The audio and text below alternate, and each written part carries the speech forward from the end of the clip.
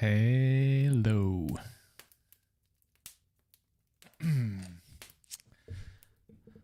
Here we are. Hey, Peter. How are you? Welcome, everybody. I hope that you had a fantastic Saturday so far. And overall, the week went smooth and everything worked for you guys. So yeah, last week I said I was probably would be already streaming from my office, but still here I am. I didn't have time to move. I'm still engaged with renovation stuff, the very last things. But yeah, the very last of everything is me moving to my new place. Hey, Cantabrian. I'm fine now. I'm not that tired. Hopefully, since most of all the heavy stuff from the renovation it's over, then that meant that I have been able to rest, and things are getting back into normal. Lucius, thanks. Yeah, I'm still around here. This is the living room. Still things are lots of things piled, and because I'm building now a walk-in closet, which I've been working with it the whole day, but I wasn't able to finish it in time, and after that I was supposed to move everything to my new office, but yeah, so everything is delayed until tomorrow because there are lots of work.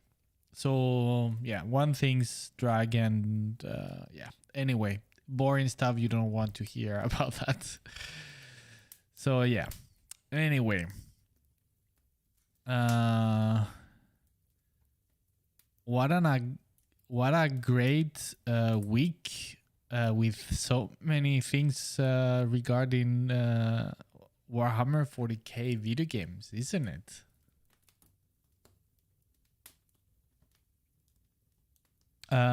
Peter, walk-in closets, you keep these up, you will get lost in your apartment, Miguel. Yeah, I mean, the thing is that we moved into this apartment a year and a half, more or less, and there is very little room to storage a place, to put whatever. So now during the renovation, we had to add a lot of these type of things. So yeah, we'll see. But yeah, so regarding video games and 40k, a lot of awesome things, right? The Necromunda Higher Gun released. I think it was, I can't remember, but I feel that it was after in between last stream and today, I feel. And I haven't tried it, but so far I have seen a lot of reviews and a lot of people playing it, and it seems to be pretty cool. I don't think I will have time to try it because it's if I had the time, I would definitely try it. But all over. I mean, I don't have the time, and it's not exactly the type of game that I'm at the moment. That is just I'm so interested. But if I would do it, it would be mostly just to look at the environments because so far what I have seen, it looks amazing. Very, very majestic and epic environments. And it's kind of a shame because everything that I have seen on videos and people are just like so focused on on the game and shooting, and nobody just stay and look around, which is a shame. Which I'm very interested on looking at. But yeah, I think it's great. Overall, everybody says that it's very fun. It has these issues, and but I don't know. I think it's looking pretty cool. Cantabrian, lots of juicy reveals. Yes. Iván, gracias. Eres muy amable. Y bienvenido al stream. Peter, I watched Valrak play through the first level. Another environment. Now the environments are awesome on Harrigan. Yes. I mean, they are fantastic. There is one that I have seen somebody playing, and I haven't seen a little more, but I thought it was amazing. It's one where they have like this scrap yard, and there is like a monster above, like very, very far up, and that looked amazing. That you can go in between like these very narrow alleys down of this garbage, or you can go above, and I don't know, I think it's looking epic, really. The only thing, but of course that's something that we talked already in previous weeks, that I am not keen is in the character designs and some art direction in general, but I'm being very picky. I mean, it's just more like my personal taste. So it's nothing that is wrong per se, from at least from what I have seen. But it's that they are going too much into the being way too faithful to the miniatures, if you see what I mean. All these things that we're talking so many times about reproducing toys in a realistic way, and I think they go a little bit too much into being too faithful, representing the toys look. And of course that means that everything looks a little bit too exaggerated and silly. I mean, and that's, once again, that's the biggest challenge of the 40K IP. But yeah, I don't know. I think, once again, I think it looks a fantastic. Oh my goodness! Now it's the Swedish has come to mind. Like, it's fantastic game. And if I have the time, I will definitely give it a go. But not for now. Juan Toledano, hello, welcome to the stream. How are you, man? Hey, Pontus. Watching a bit from my new house. Can't watch all the time. Have a lot of unpacking to do. Hey, finally. Congratulations. You must be super happy, Pontus, about being there. Fantastic. And so awesome that you still had some time just to pass by on the stream. Fantastic. But yeah, congratulations, Pontus, and good luck with the unpacking. It's such a pain in the ass.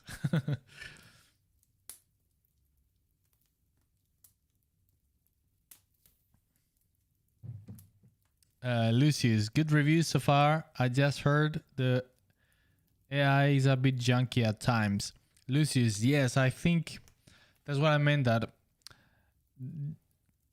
there seems to be several issues with the game, like, yeah, with the AI, certain performance issues, and yeah, I mean, but at the same time, I think it's things that they might correct with time. Maybe not the AI, but still, it is. I mean, I think sometimes people forget the what is the scope and vision for certain games, and they go and buy certain games with a completely different idea of what the actual scope for the game is, and this one is just like a shooty game with nothing more. And most of the complaints that I have heard is because of that. With that realization that this is the type of game that is, I mean, is kind of to distress, right? You just shoot and you don't care much about anything else. It's about just relief of tension, you know. Just, I mean, as it used to be Doom, the original Doom game. But yeah, I mean, overall, it seems to be a good game, and especially for the type of price range. It is not priced as a AAA game, so I think it's I don't know, from at least from what I have seen other people been playing. Of course, it's a limited view of the whole experience, so I cannot say much, but from what I have seen, it looks fantastic to me. I don't know, and that they put a lot of work into it. Once again, the things that struck me the most is the environments. They are absolutely amazing. And for example, like these on the very beginning, there is one environment where it's going underneath some train tracks, and the train just passed by. It's just amazing.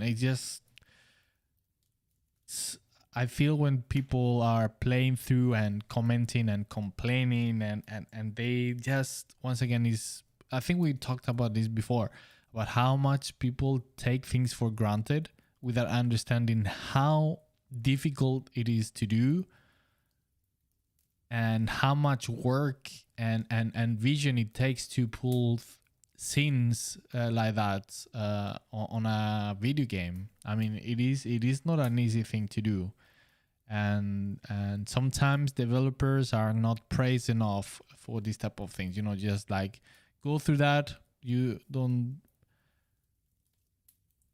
go through, don't even care that much, and just complain about things that annoyed you, and not focus on the amazing work that it's in front of you, but it's just like you are so focused on the game that you just don't think about those things.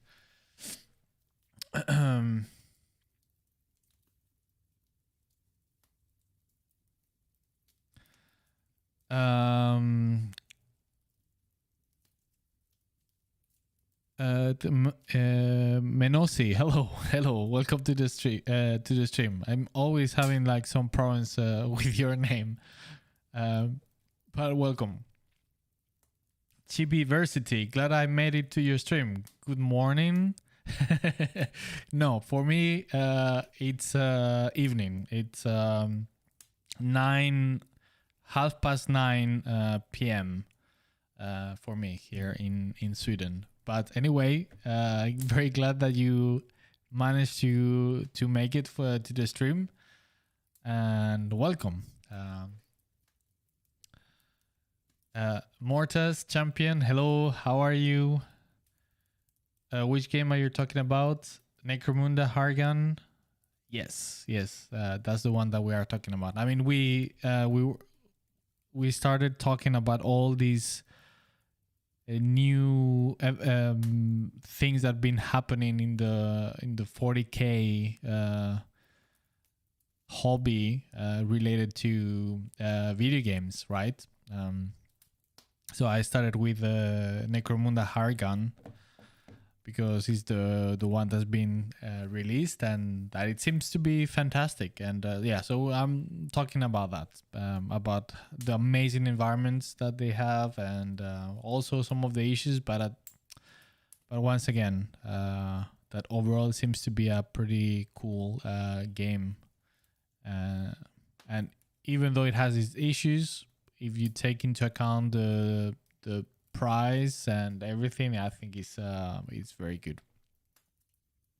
And the most important thing, everybody says that it's fun, which at the end of the day, that's the main purpose of any game. If it's fun, it's a mission accomplished. So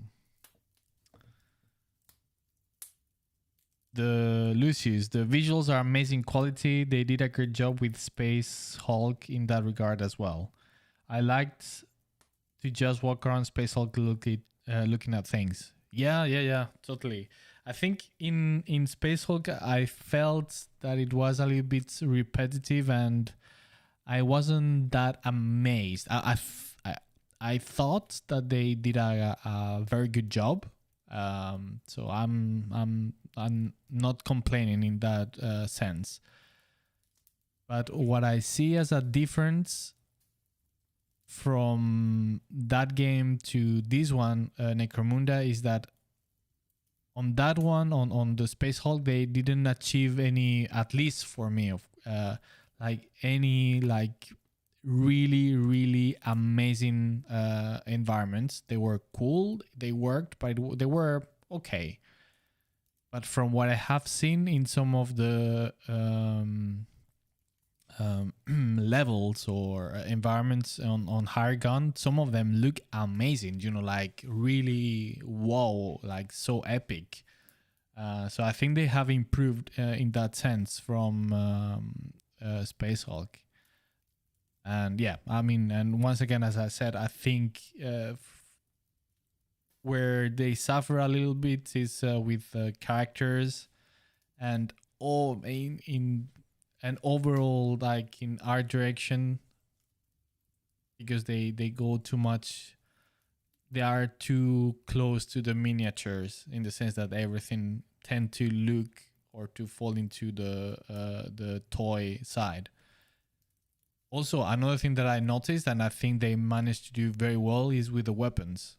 Talking about this, about avoiding the toy look, I think they made a very nice transition from the weapon designs to something that looks pretty cool.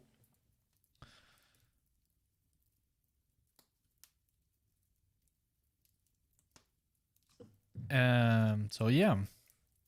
Then of course, I cannot be talking about these things without talking about the new video from Darktide.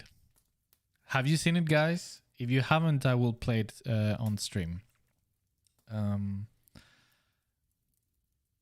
But I don't know what is up with this game.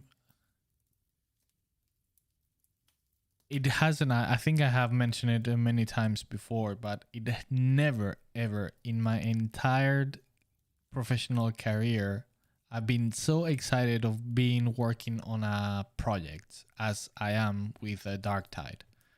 It is all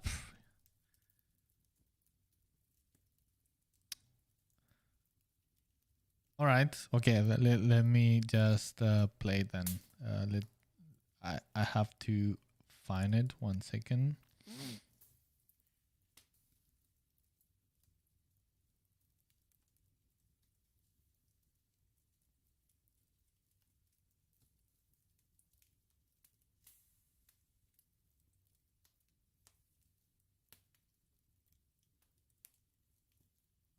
All right. So this is for whoever on the stream that's been living under a rock and haven't seen this yet. Let's see full screen. Well, I don't know how to. You will have to live with windows and stuff like that, or maybe I can make it a little bit smaller. Wait.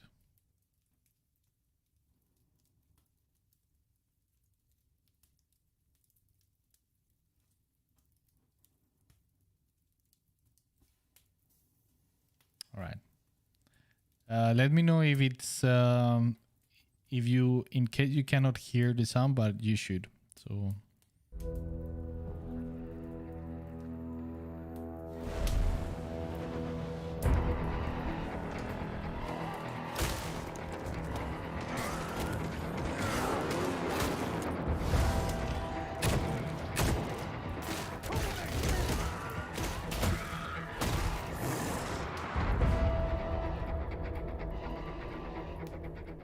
With Darktide, we chose to focus on humans because humans are actually the heart and soul of the entire 40k universe. And to play as a human being really emphasizes the vulnerability, the survival horror aspect of it. So we wanted to take that feeling of vulnerability and work it into the game. Make sure that you need to have these moments where other people in your party can take that center stage. This game is gonna. You're working together as a unit. It's gonna be huge. This game, I'm telling you guys. Each other to survive. When I started writing for the 40k universe, writing novels for the 40k universe, the first thing I wrote, and the thing I've written more of than anything else, is a series called Gaunt's Ghosts, which is about the regular human infantry. Whoa, and look at those concepts. And the reason I've kept doing that is because the human point of view are the best concept art in the world. Interesting and telling point of view in the entire universe. I wonder who has done that. The setting is a planet called Atoma Prime, in particular a city called Tertium. But Tertium isn't just a city, it's a hive city, so it's the size of a continent. The other concept artists that are doing environments, they are amazing. It's a vital imperial holding. It's essentially the capital of an enormous area of space, and of course it's home to billions of loyal imperial citizens. Hey, Lucius, so it's yes. not something you want to lose, but it's also a way for chaos to get into the Imperium, which they can't allow to happen.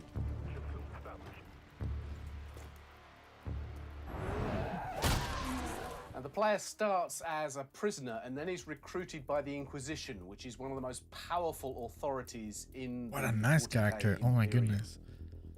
To gain the trust another of the character. Inquisition, Wow. you need to go on missions. You do that in the hub by going to a mission board where you're served a variety of options to prove your worth to the Inquisition. You go in, you work as a team to solve these problems. If you survive, you'll make it back to the hub where you continue this process, building more and more trust, which will Look unlock at these more weapons. They things for you look to do. so good. The experience of Darktide has been very different for me. This is a universe that I've been exploring for the best part of 2 decades. But to do it in the form of a game where we're creating Thanks, Peter. a deeply realized environment I'm that can so actually hyped be with these explored by the projects. players, that's a very, very different thing to writing a book or a comic. I can't wait for you to experience our game and to hear your reactions as you get to explore this part of the 40k universe for the first time. I hope you survive it long enough to learn all of its secrets. The music, it's so powerful. It's,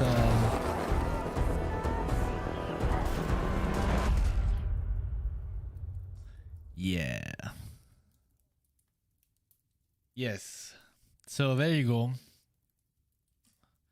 So that was the big announcement regarding Dan, Lord Abnett.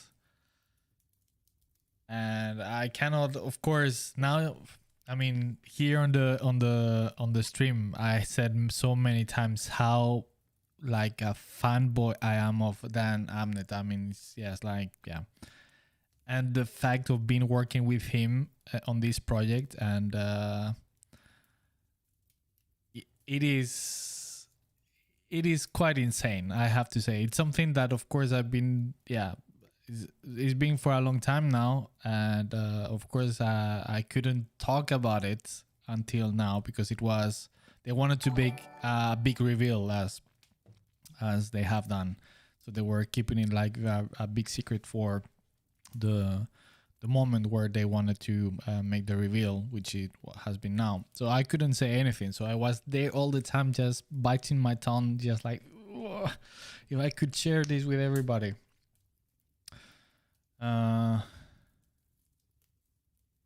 Tadeo Philip, could you talk about how to get work as a freelance illustrator? Yes, I can, and I will. After we talk about this, I will talk about it. If think about some more specific questions if you want, and write them down, and I can do my best to answer those. Tadeo. Juan Toledano will be an arbit for the game. I hope so. That's a great idea. I don't know, but just with all the work that I have done, and of course I'm not the only concept artist. There are, and of course they will. If there will be more things, they of course they can throw 3D and stuff like that. I mean, it will be a fantastic book. So yeah, I don't know, but that would be great. But yeah, the thing with Dan, as I've been told, this is quite just to give you an idea of without saying anything, because of course I cannot say anything, but just to give a little bit of context of how cool the vision for the game is. That Dan at some point was, of course, the creative director, and he's also a big fan of Dan's work. And so from the very beginning, the projects really had a very specific vision of how they wanted to do things and what they wanted to achieve with the game, which kind of sits very close to Dan's vision, right? So when they approach him to join the team, apparently, I'm just talking from memory, so I might be saying things that are not exactly that, but more or less, the picture was that he wasn't very like, a random video game. So it's like, we all know how many video game projects from 40K that has been shit and stuff like that. So apparently he wasn't very excited about it until he got the pitch. He got to see and hear what the game really was about. And apparently he lost his mind. He's like, I must work on this. He's like, and he's been super over the he's like really, really, really enthusiastic with the game, and the vision for it. And it's, So I would say that if you like Dan work in his novels, you will love this game. Of course, it's just we need to understand that a novel is a novel, and this is gonna be what is gonna be, an action co-op game, right? So with those differences into account, but still the mood and the feeling and all of that is it's definitely, you're gonna like it if you like Dan Abnett books. Yeah. And so many things that I could talk about is like I cannot say anything, and I will not, but if you knew, oh my goodness, so many good stuff. And I'm actually, I'm still working on it, so I'm and I'm enjoying like a kid with everything that I'm doing. It's so fun. Yeah, it is like I can say with a shadow of a doubt that Dark Tide, regardless of what happens at the end with the game, and if it is a success or if it is not, just so far from my professional experience, I can say that this so far has been a dream project to work with in every single aspect. Creatively,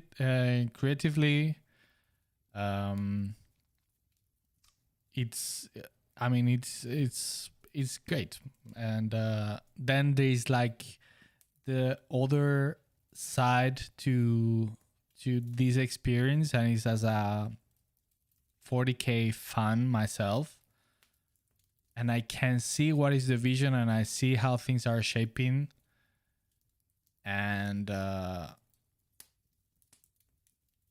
I cannot wait to play this game as a gamer, as a 40k fan. It's gonna be like a dream come true as a fan. I think.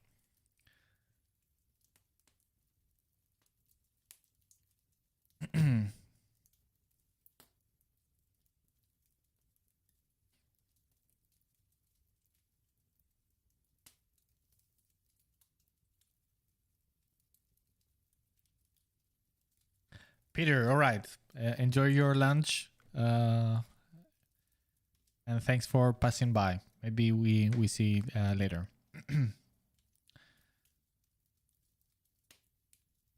And I don't know if you have noticed. I mean, some people were complaining, for example, in this reveal, that everything was already been shown in terms of gameplay footage, but that is not true. Or at least I missed it before.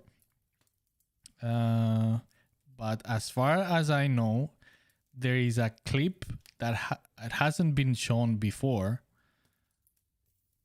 And it's, let's see, where is it?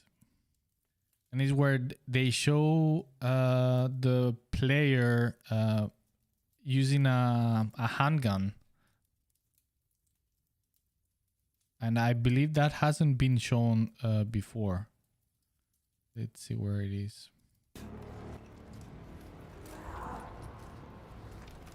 When I started writing for the 40k universe, writing novels for the 40k universe, the first thing I wrote, and the thing I've written more of than anything else, is a series called Gaunt's Ghosts, which is about the regular... Let me see. Ah, here, that's...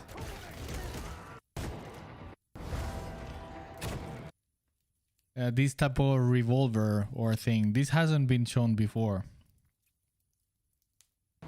So, well, of course, in the great scale of things is not much new, but still, there is something new.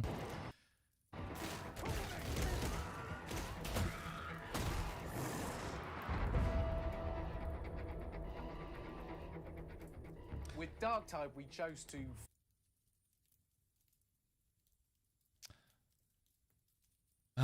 Yeah.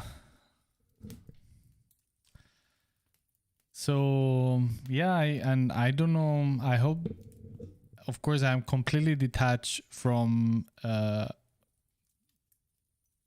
their marketing strategies or anything. I'm just a concept artist and working outside. So it's like I have no insights into how things work, but I just hope that they have something more prepared for E3 perhaps, or something, because even though I think it's huge, the reveal with Dan, it would be great if they would have something else to show, but I have absolutely no idea. I'm on the same level than you guys in that regard.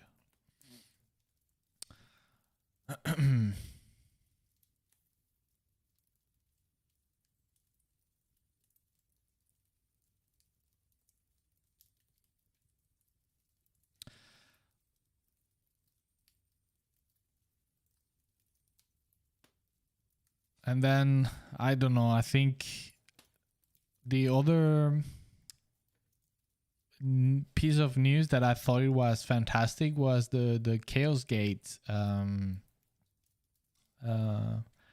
game. I really liked the original one.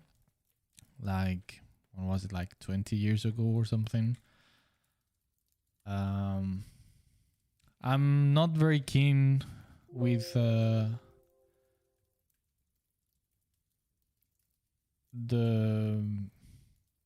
the choice of using the Grey Knights as a faction for that game. I mean, I like Grey Knights, but I don't know. I think it's a little bit more boring for that type of game. But yeah, whatever. I mean, I'm still glad that they are doing it, and especially that type of game. I mean, I have been surprised that they have waited such a long time to do that game, but with better and improved. Because oh my goodness, that game was plagued with bugs and stuff.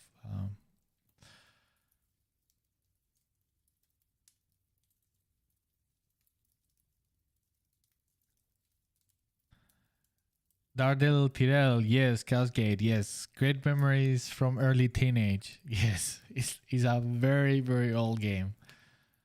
But was fantastic.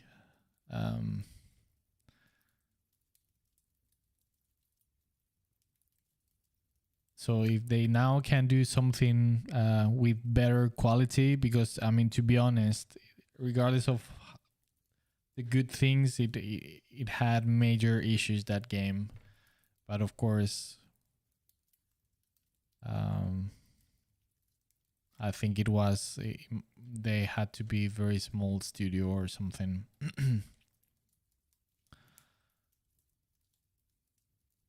So yeah, I'm very hyped with that game. The rest I thought was pretty. Yeah, I don't know. Maybe the Blood Bowl, if you are into that, it's a great game. But the rest, all the mobile games and stuff like that, is pretty uninteresting for me. But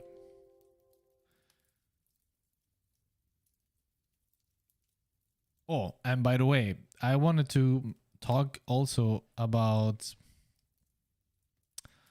Is in line with some of the things that we've been talking about. There was this other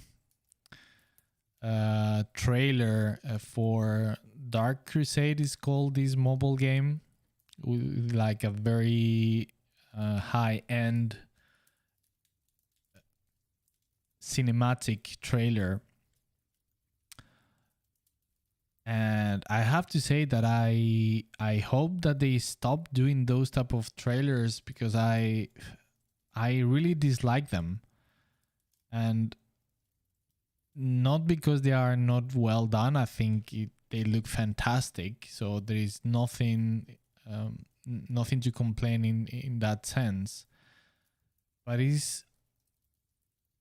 why I dislike them quite a lot is because they are missing the point of the IP. I mean, there are cinematics that they fit more into League of Legends or some other game from Blizzard or something like that. It's cartoony. Things are cartoony. I mean, look at the face of the space marine that is working, that is fighting there. It looks like a model. Once again, I mean, it's just like, seriously, at this point, it's very disappointing, and everything looks so cartoony and toy. The animations, everything, it doesn't. There's nothing of grimdark in that at all. It's just you remove what makes 40K special, and the looks and designs are not enough just by themselves. So even people seem to be very happy with that trailer. I thought it was very bad because of that. Very bad art direction choice. So it's not a problem of the quality of the cinematography. It's a problem of art direction, in my humble opinion.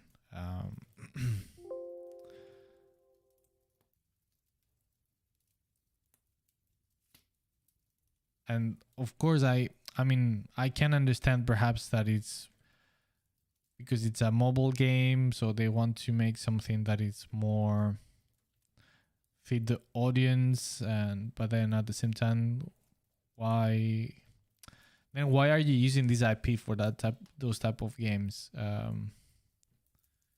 I don't know.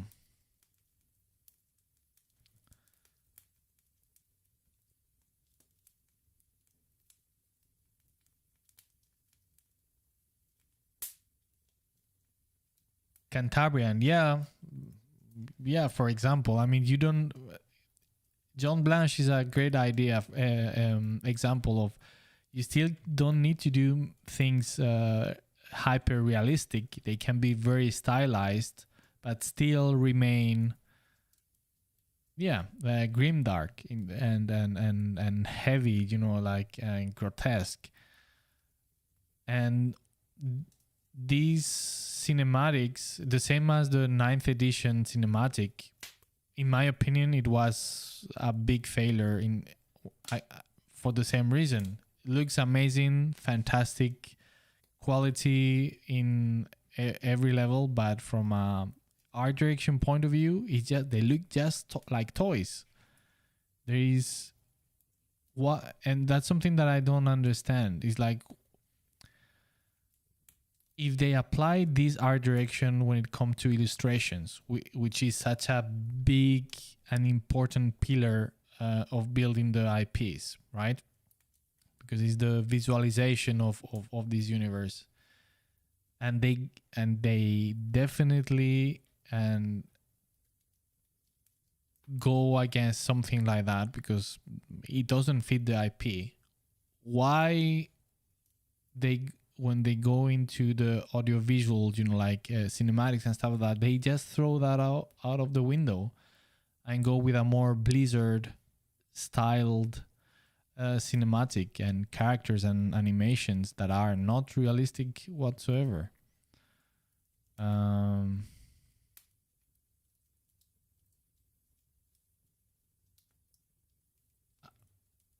I guess maybe just somebody there just think that, okay, the League of Legends cinematics look amazing, so let's copy that because it works, without realizing that style doesn't fit at all this IP. I don't know. It's some of these things that is very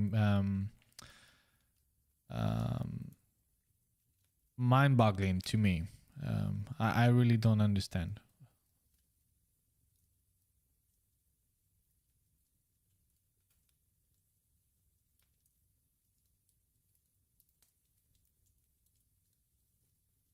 Mortal Champion, they are trying to sell the product more than the actual universe. I guess, I think that's a good explanation. And then, to me, the question is then why do you try to do that then in the first place if it goes again? I mean, my issue is like it's not about not doing things realistic, right? You can do things stylized and going all over the place, and that is fine, but still remaining grimdark or remaining faithful to the original narrative intent of the IP. When you do that, something like that, you take away all the drama, you take away all, because it falls once again in these everybody knows it's just like a type of product that is, it works every single time the same, and we have seen it thousands of times in any of League of Legends, Dota 2, and all the Blizzard type of latest games cinematics. Is just like very cartoony and very epic and all over the top everything, but everything looks fake.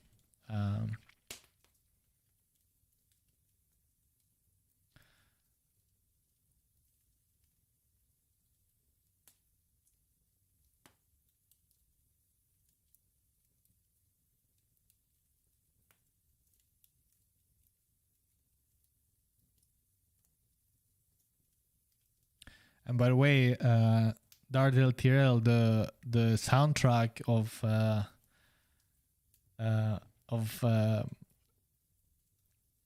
Chaos Gate, that was epic. That was very good.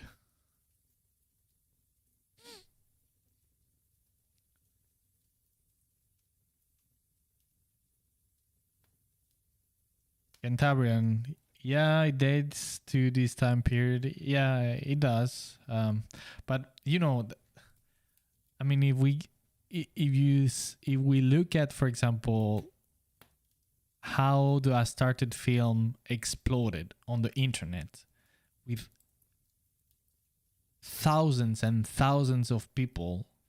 Well, I mean, it reached millions that were not familiar with the 40K. They were not fans whatsoever, and still they thought, oh, this is something interesting. I mean, when you have a very special IP, you cannot go to the mainstream and change and modify to appeal to the mainstream, because then you lose what make you special, and then it's game over.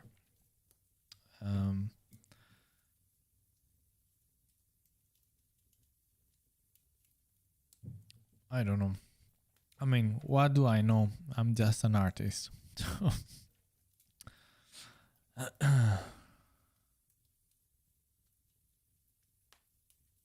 One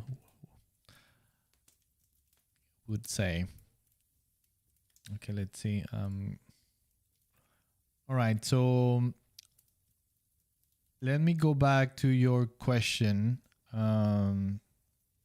Tadeo. I haven't forgotten about you. So your question. Let's see. Could you talk about how to get work as a freelance illustrator? All right. So again, do you have any specific question with that? Because that is a very wide topic. I mean, I could talk about many different things. But yeah, so I'm wondering if you have anything specific that might be of interest for you, or that you might be specifically thinking about, so I can be a little bit more, give you a more specific answer as well. So please write it down. And portfolio reviews, maybe we can do at some special one, but it takes a lot of time, and yeah, maybe I do some special event at some point, or maybe that's something that I leave for when I open my Patreon, because it's not easy to do, and it takes time and energy. But it's something that it's in the back of my mind.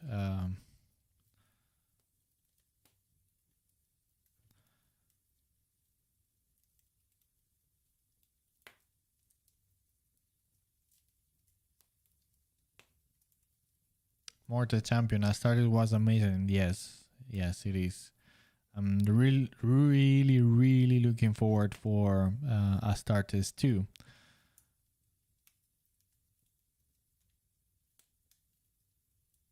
And just wondering if he would do something completely different, or just continue with the story that he engaged with already.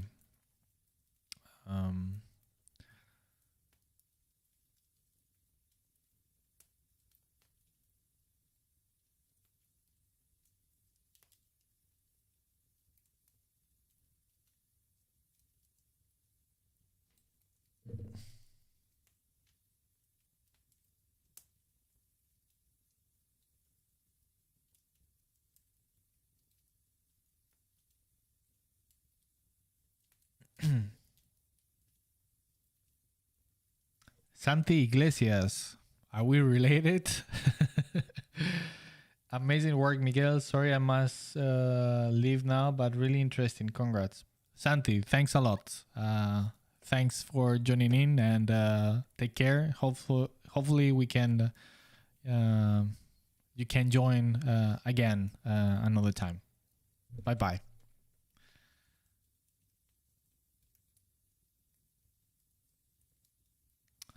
So yeah, Tadeo, please write down a little bit more specific question. Because talking about getting work as a freelance illustrator, that is a very wide topic. So many different things to talk about there.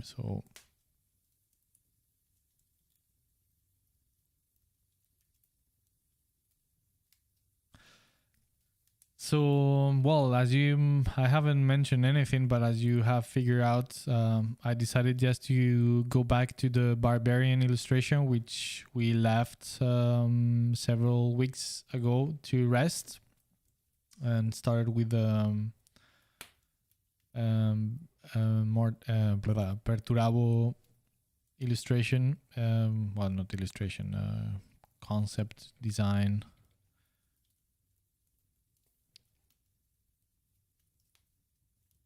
So I don't know where we left it last time. I haven't touched it since.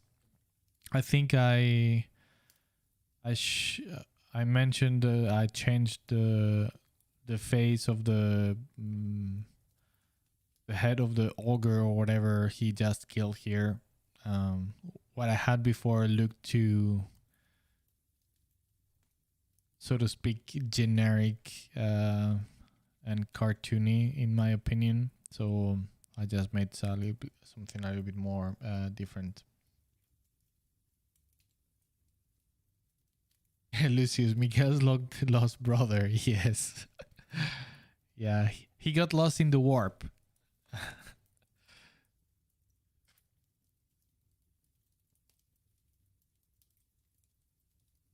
Cantabrian, I know what you mean about the original magic of 40k. I remember reading early White Dwarfs, fixating on the art. The original drawings of the Emperor and Horus stood out.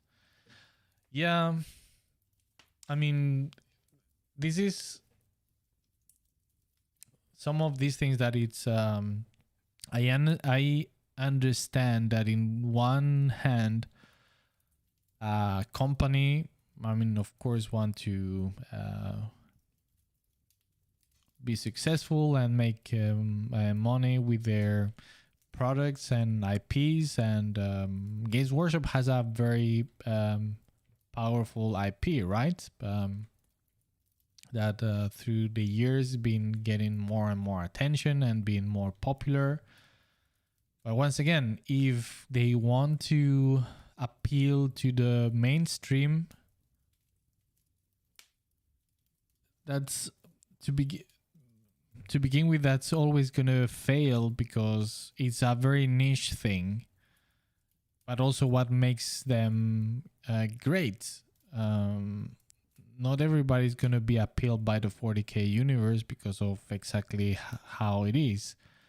And if you start to cater for everybody's taste and so it becomes mainstream, then it loses what makes it great and special.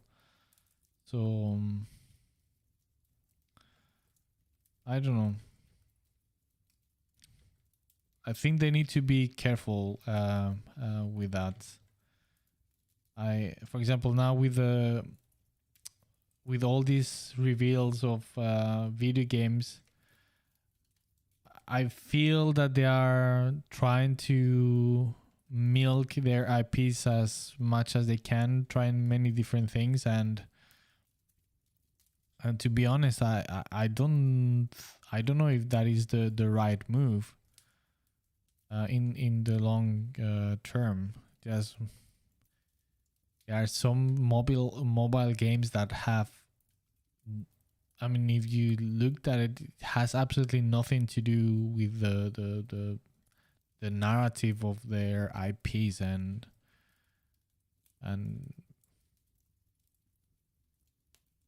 just trying to, it's like trying to, like someone of, I can't remember who said this, but selling the product but with the makeup of 40K, right? And then you are just jeopardizing the identity of that IP by doing so.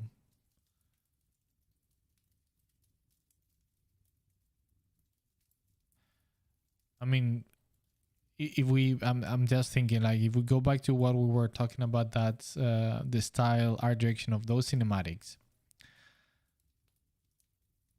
Games Workshop has absolutely cannot compete doing things as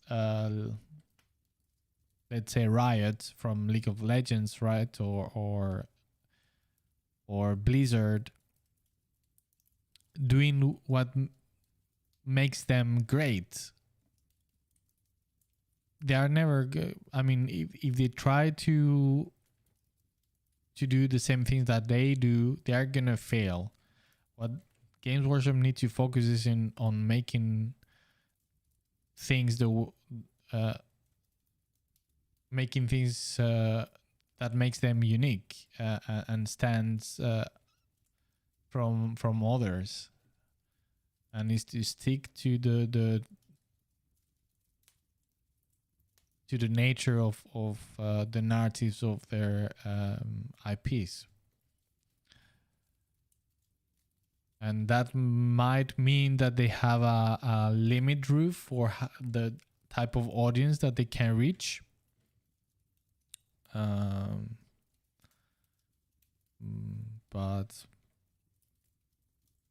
yeah, that's how it is. I don't know.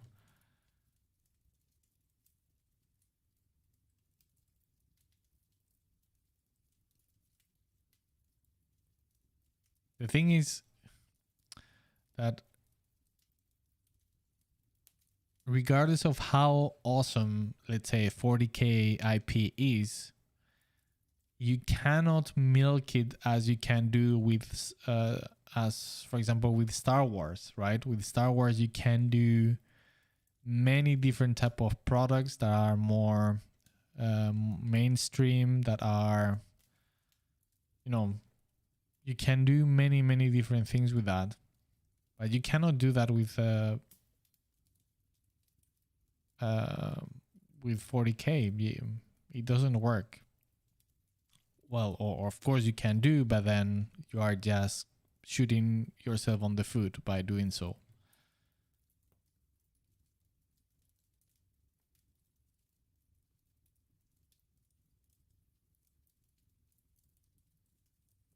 I mean, it's like these was it comic books for kids that they did, and it's I haven't read them, so I have a very limited understanding of really what they are. But from what I have heard is that they are actually even more grim dark than normal stuff, because they are not telling things exactly how they are. They tell things from a kid perspective, but the reality is that at the end, those stories that are marketed for kids work better for adults because of that. The kids are not gonna care, because they are not gonna understand those subtleties, and there is just gonna be one more thing among an ocean of products that are better at doing that than 40K. I don't know. Does it make sense what I'm saying, or?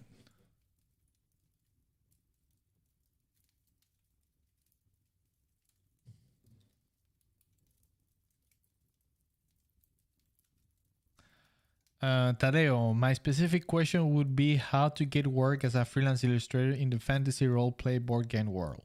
All right, Tadeo. Okay, that is a very specific question, and then I can give you a very specific answer. All right, so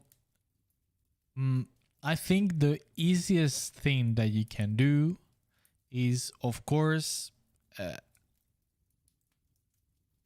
first of all, you have to have certain level and quality, right?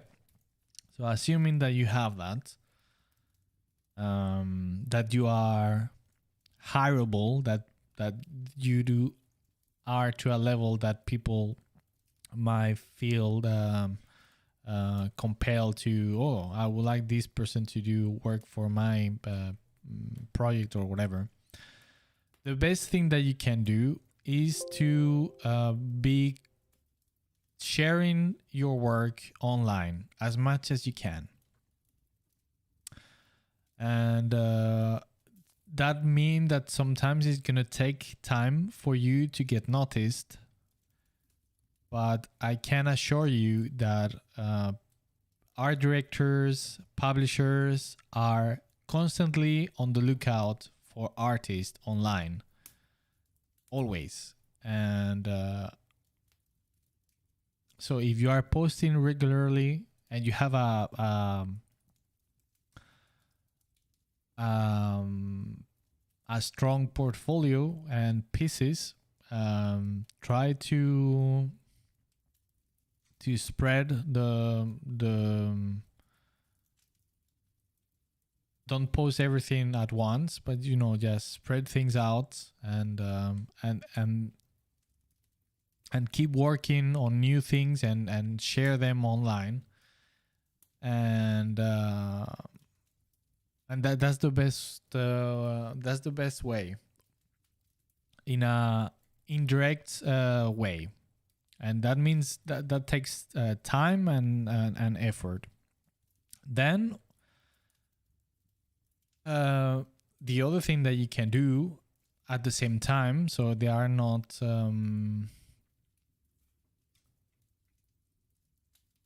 excluding each other, is to contact the different publishers that you are interested of working with. Let's say that, I don't know, we are talking all the time about Games Workshop, or let's say Wizards of the Coast, to put to get away from Games Workshop, just something different. Let's say Wizards of the Coast, and you would like to work with them. Then okay, so do illustrations that could work for them in terms of subject and style, and then try to contact people that work for them, art directors. I mean, it's you can look in LinkedIn, try to talk to people that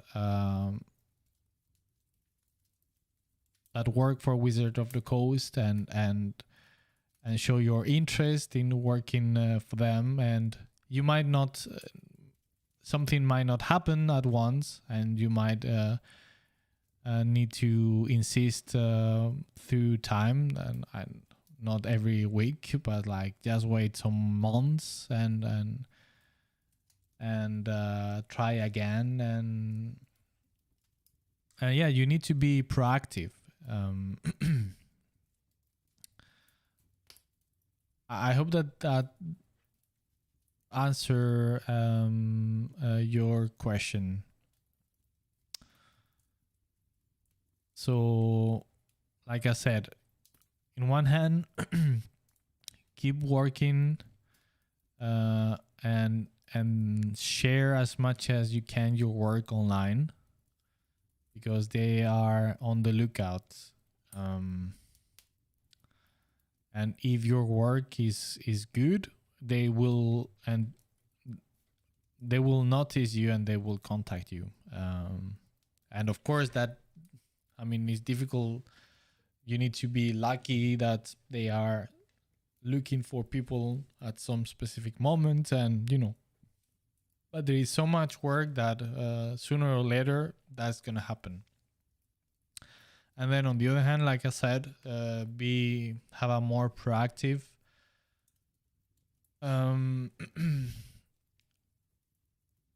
attitude and try to contact the people that work for the specific companies or publishers that you are interested in working with. And of course, I think I mentioned this already, but the portfolio that you prepare it specifically for those specific studios or publishers and the type of things that they do. So don't do a generic portfolio with everything. Just, what I always recommend my students is that they have to create a single and unique portfolio for each position or different studio that they are applying for, and specifically catered for that specific place. And that means that maybe you need to do more work only for your portfolio, and that means time. And but yeah, so finding work is a work on itself. It takes a lot of effort and time consuming, but that's what it takes. I hope that helps. If not, just let me know.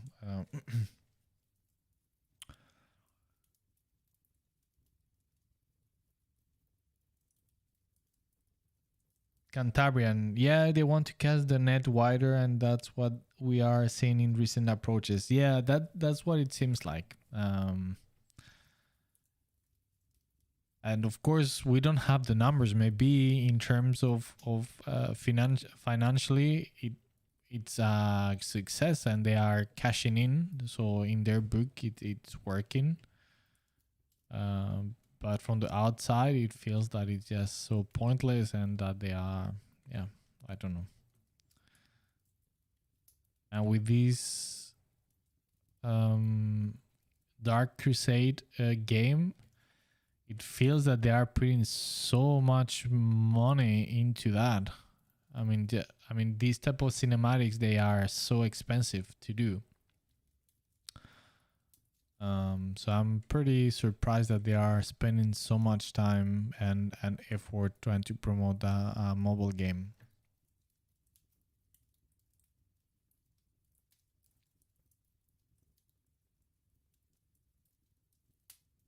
Ghost account. It's 40k for kids, called 40k Adventures, I think. Yeah, I think you're right. Yes.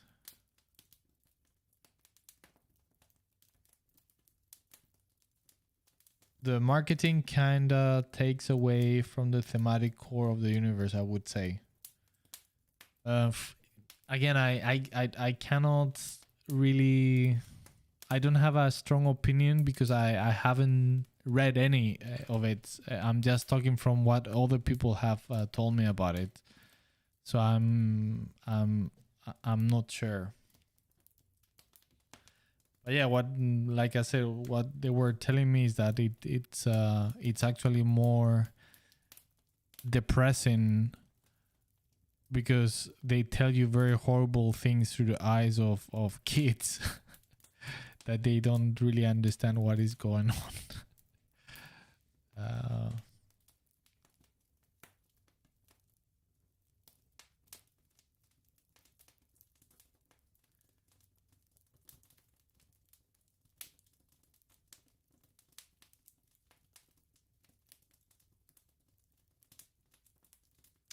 Tadeo, so you think it's enough to just put your work online? That's all? No, like I said, putting your work online is a must. You must do that.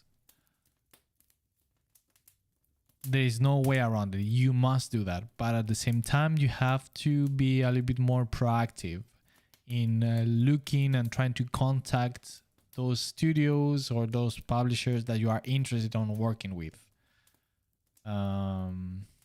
So scout and do research who is working where, or their contacts, or somebody that work on the company, and they can, be a little bit more proactive in that sense.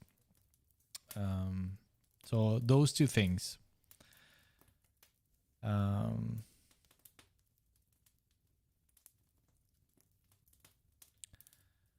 but again, I mean, this thing, I want to also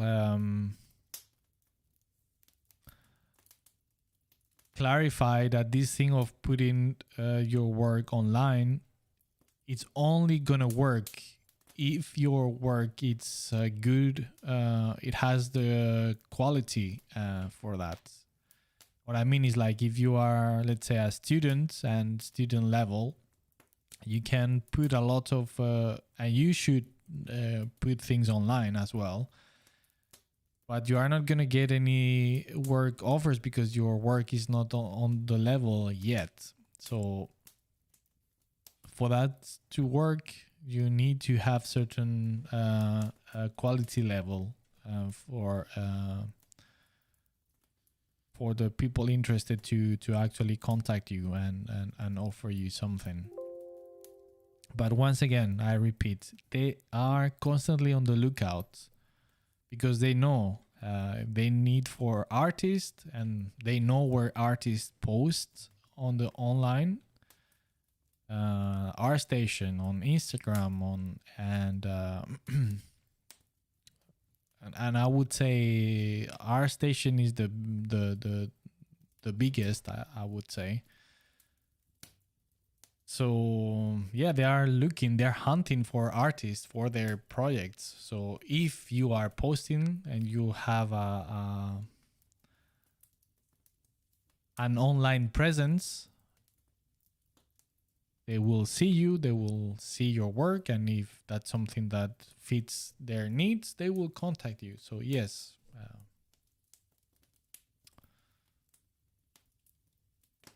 So Tadeo, putting your work online is important. Just think about that.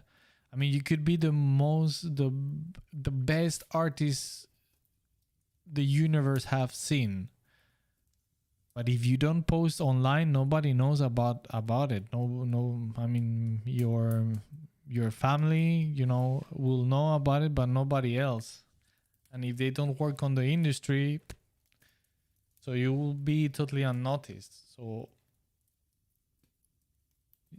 in order to be noticed, you need to put your work online. There is no way around it.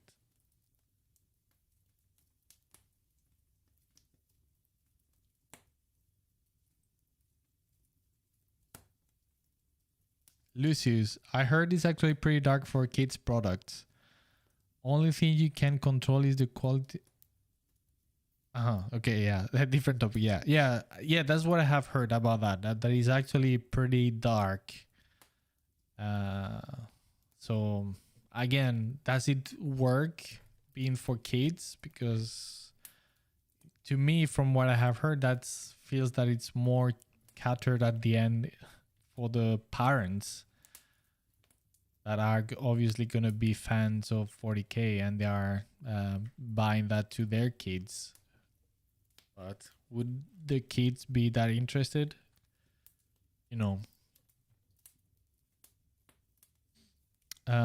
now this is only thing you can control is the quality of your work and who you know. Anthony Jones. Yeah, exactly. And that comes to, I mean, is this equation? You can only control your work and how good it is and who you know. And in order to know people, you need to, they are not going to, it's these two things, right? So if you put it online and it's good enough, that will give the opportunity for people to contact you. But at the same time, if you on your side are making an effort and being proactive to contact others so they know you, then there you go. You have the perfect algorithm going on, right? So that's what you need to do. Going, for example, to events. Now, of course, with the coronavirus, it's difficult because there is nothing going on. But going to events, I think, is extremely important to wider your network and getting to know people. You would be amazed of how much work you can get from going to events and talking to people. I mean, just think of that many art directors go to these events, publishers, and they look actively for portfolios and yeah. So just being around there, it gives you the possibility to actually get to know them and them get to know you, and there you go, you have another more doors open for you. So yeah, going to events is another one that I would definitely recommend. Of course, it takes time and money as well, but I would say that it's always well spent money as an investment, because, like I said, there's no better way to widen your connection and than doing that, and that is a very important thing, especially if you're a freelancer. You have to know people. You need to have a good network for of people that work on the industry. So yeah. So that's why also when people ask me if I can recommend freelancing and if what I think, and for me it's fantastic. I like it a lot, and I would I mean, you never can say never. But so far I wouldn't go back to a studio job again, but it's important to acknowledge that being a freelancer is not easy, because if you just like to paint and nothing else, freelancing is going to be extremely difficult, because being a freelancer means that you have to, of course, paint or illustrate if you are an illustrator, right? So doing the art part, but you need to do marketing. So again, this thing that we are talking about, I mean, putting yourself outside, just putting your work outside so people notice you, so they can hire you, and that takes time and effort. You need to go to events for the same reason, to work on your network. You need to work with more the how do you say, what's the word in English, like management, right, of taxes, invoices, all these type of things. It's a lot of extra work outside of the actual artwork, and it's very demanding. It takes a lot of time. So yeah, it's very fulfilling being a freelancer, but it is not easy. And if you are just interested in painting, then I would not recommend it.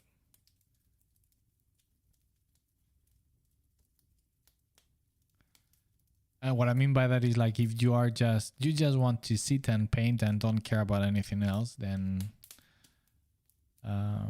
yeah, it is a pain that you need to accept being a freelancer. And even if you don't like it, as I do, I don't like to do those things, but I understand. I mean, there is no way around it. And yeah, I don't know why I ended up talking about this, but yeah.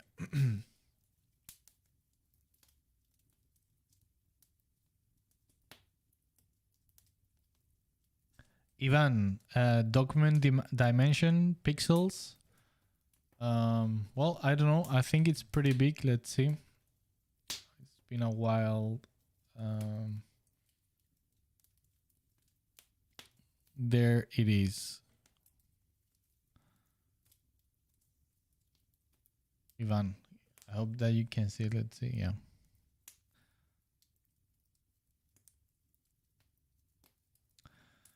Lucius, I would say you can control more than that, but that's what he says.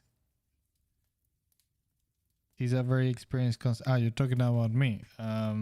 Lucius.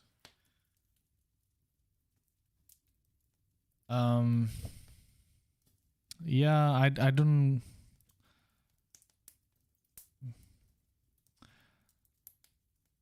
If you can control more things, I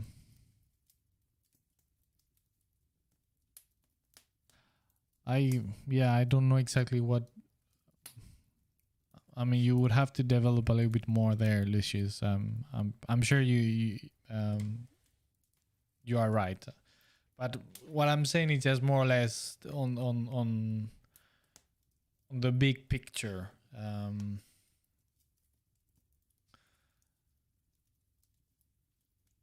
So there are, let's recount. There's these three things I would say. Like, of course, assuming that your quality is good enough to get hired, right? So taking that for granted. So you need to be active and post things on the internet to have a online presence, and constantly. You cannot just post one thing one per year. You need to be constant, which is annoying, and it's some sort of meat grinder, but that's what it is. Then second is to have a more proactive attitude by contacting art directors, publishers that you are interested in working with, going to events, right, to talk to people, colleagues, people that might hire you, once again, like art directors, publishers, but also colleagues that they can put you in contact with other people.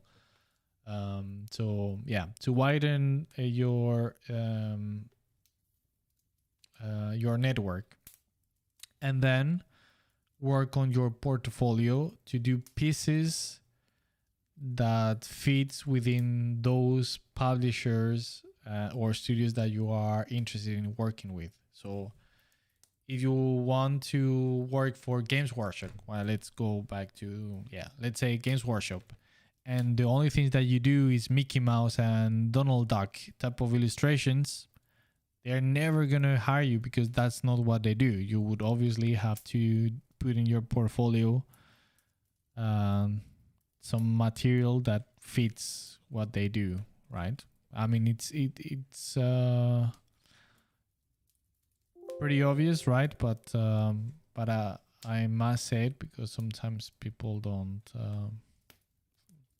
They miss that, and you can see that. I mean, there are lots of people that go with very generic portfolios, and it doesn't work. You always need to, let's say that you want to work for, just for the sake of the example, let's say Games Workshop, Wizard of the Coast.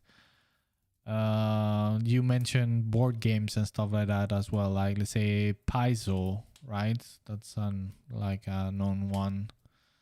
And let's say Blizzard. A very wide range of different companies. You would have to make a specific portfolio for each one of them. And it is a lot of work, but that's what it takes. Of course, the more experience you have, it means that you have more pieces, and it means that you can take a lot. I mean, you have a lot of material that you can play around just to put together for specific portfolios. And even like that, sometimes you still need to do some art specific for one portfolio because you don't have that type of material, and have done that plenty of times. So yeah, I think that that's kind of the basics to consider. Tadeo.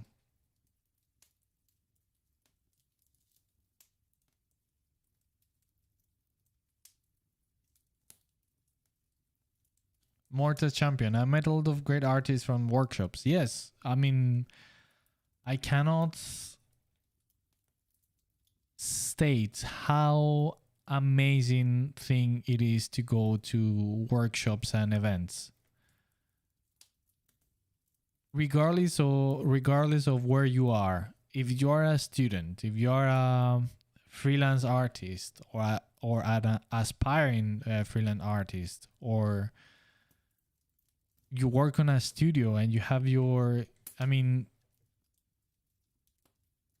it is so, I mean, professionally is extremely useful for all the reasons that I mentioned as a student, because you get to learn so much, and you get to talk to so many absolutely amazing artists and talented, and so you learn quite a lot from that as well. And then the fun of actually meeting a lot of people that are like you, and some of them that you admire, and getting to know them, and yeah, so it's, I think it is a very important thing to do, going to events. And sorry if I'm repeating myself like a broken record, but if your plan is to be a freelance artist, then it is a must. You have to.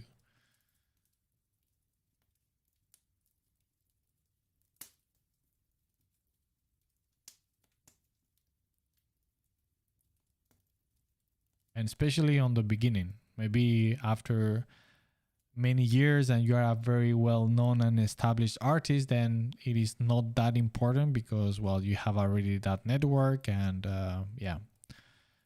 But on the beginning, for sure.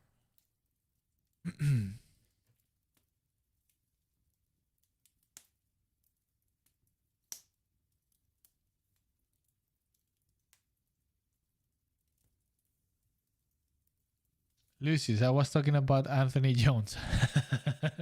All right. uh, Silly me.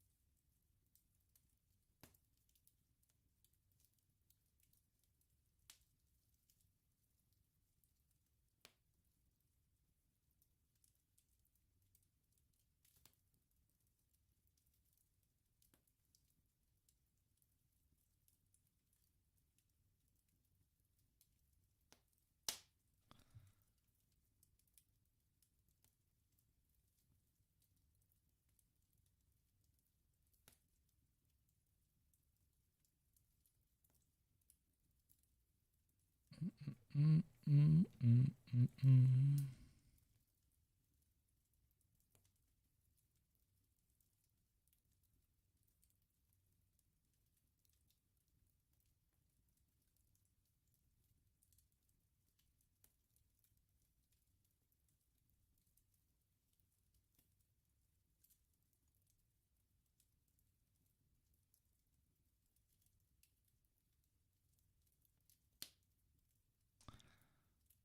Mm, mm, mm. Let's see, I don't know.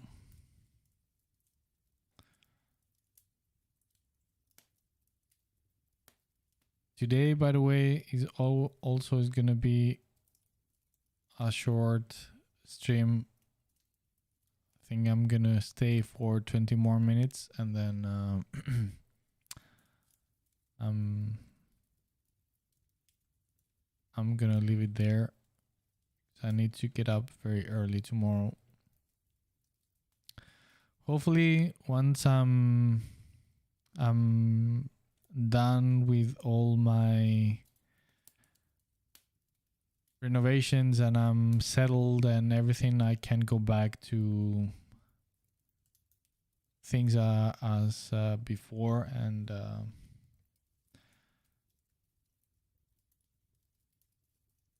I can do things a little bit more focused, because my head is all over the place these past weeks. Now it's way better, but yeah.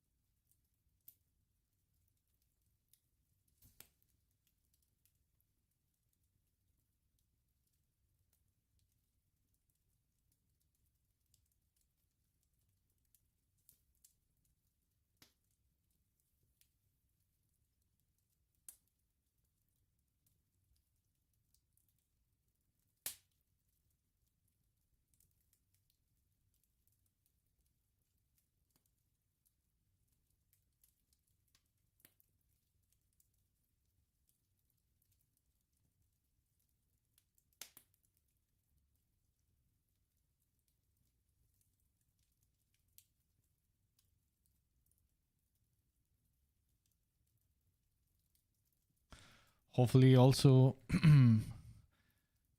I've been so delayed with the whole Space Marines tutorial that it's I'm so annoyed about it.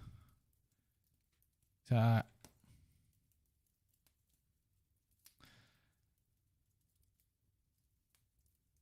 also hopefully I can start to work on it again starting next week.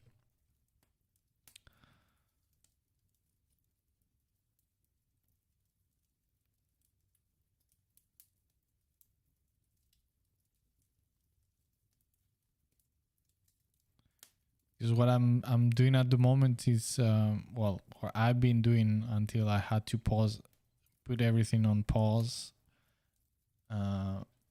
is to record everything, all the material, and of course writing the script for it, and once I have everything together, I will start to edit and I can start releasing it episode by episode. But I don't want to do one episode finished and then start with the other and publish and then do the other one, because that puts a lot of pressure, and yeah, I prefer to have everything done at once, all the material, and it's just about editing, which is it's a lot of work, but it's kind of okay. But still, it's so many hours of content in terms of video for this tutorial or a series of tutorials.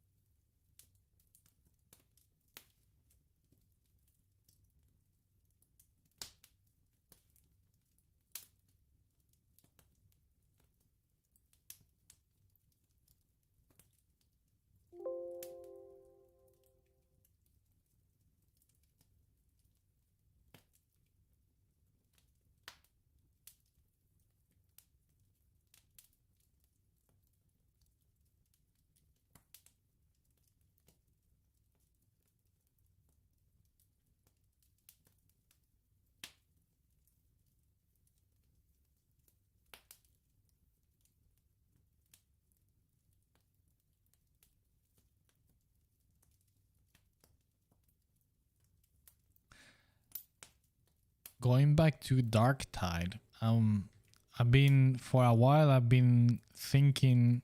I mean, I never streamed playing any game. I've never been interested in streaming games, but I thought that maybe it would be cool whenever it is released, just to stream the game, but maybe talk a little bit about the game itself and the development while playing or looking at things and explaining. Maybe that would be a cool thing to do.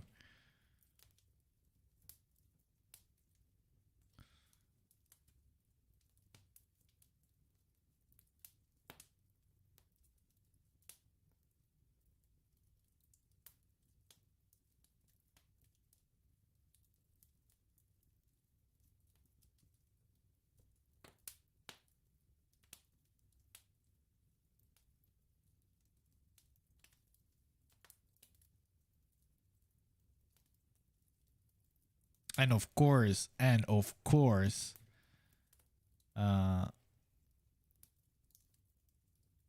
if any of you guys are interested on the game itself, on playing it, it would be fantastic to play together since it's a co-op game, right? That would be awesome.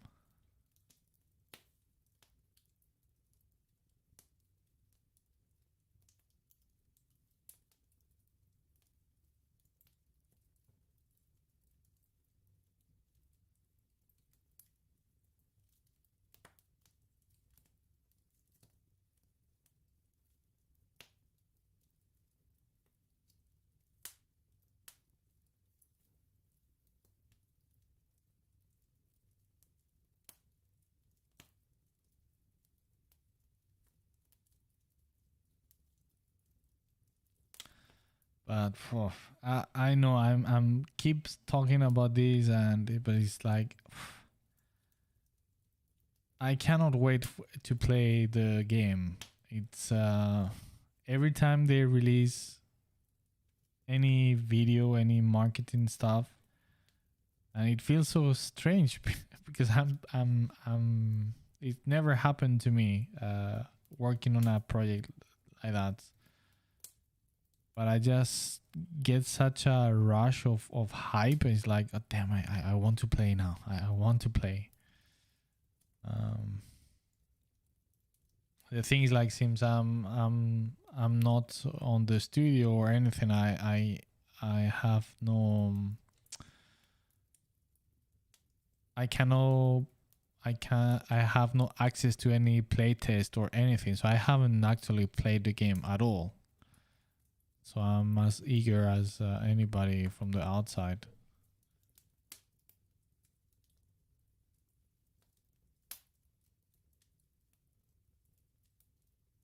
But to be honest, I mean, I have never been too eager in all the game projects that I've been working with. I have never been too eager to participate on the play test, even though they are very important and they force you to do sometimes to help with the testings. But if I do like the project, it's like I want it. I just want to wait until it's finished. That's why, for instance,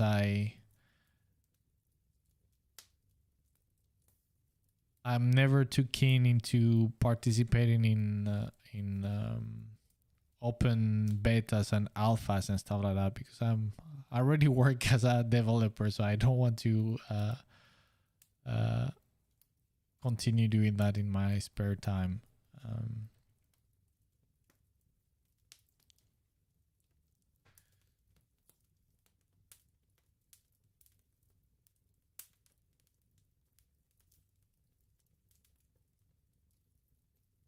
MLP Alpha Pony. Wow, that's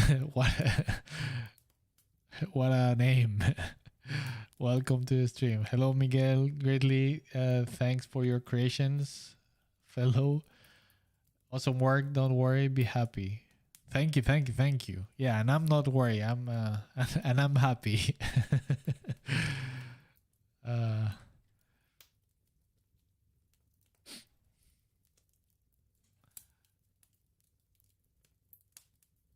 Pontus.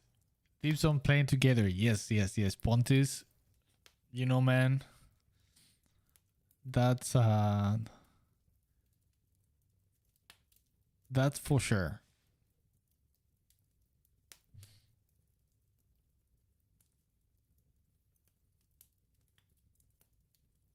Lucius, I will be down. I am a good Vermintide player. I will carry everyone.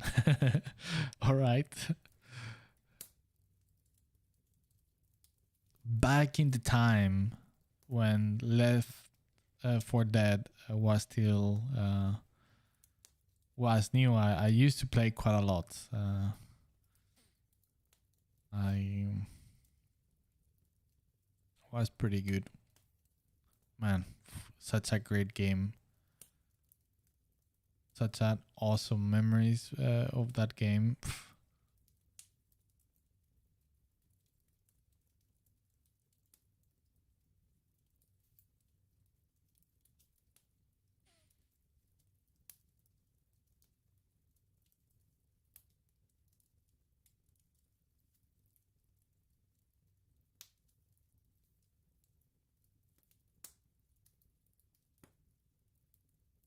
And by the way, just in case there is anybody there wondering, anything that I say about Vermintide, about Dark Tide, or is just on a personal level. I'm not talking in any way or shape or form officially from Fat Shark, because I'm not part of Fat Shark.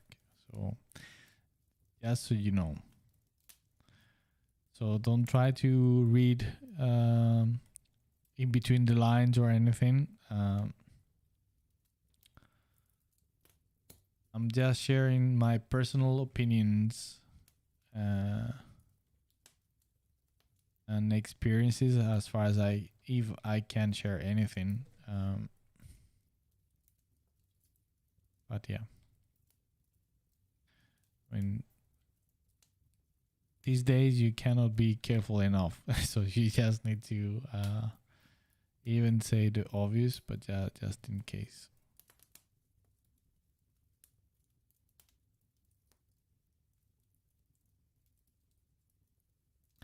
MLP Alpha Pony, is that a fire in your room? Yes, in my virtual room.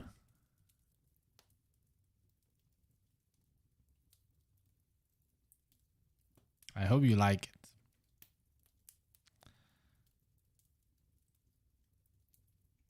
I think it gives a cozy mood to the stream instead of playing any music, which is very problematic. So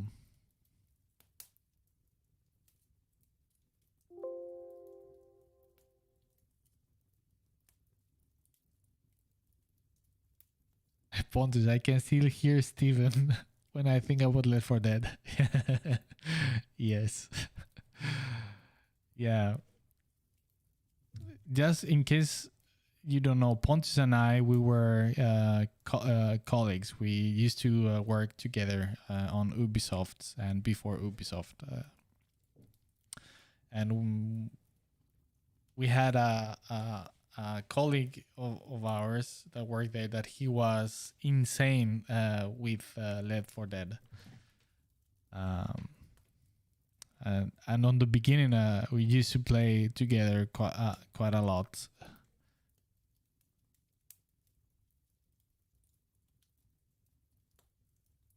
Such great memories. We used to stay until quite late at the office and play together.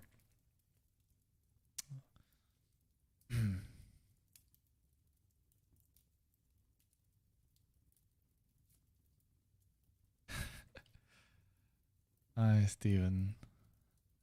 I bet that he still play Left 4 Dead.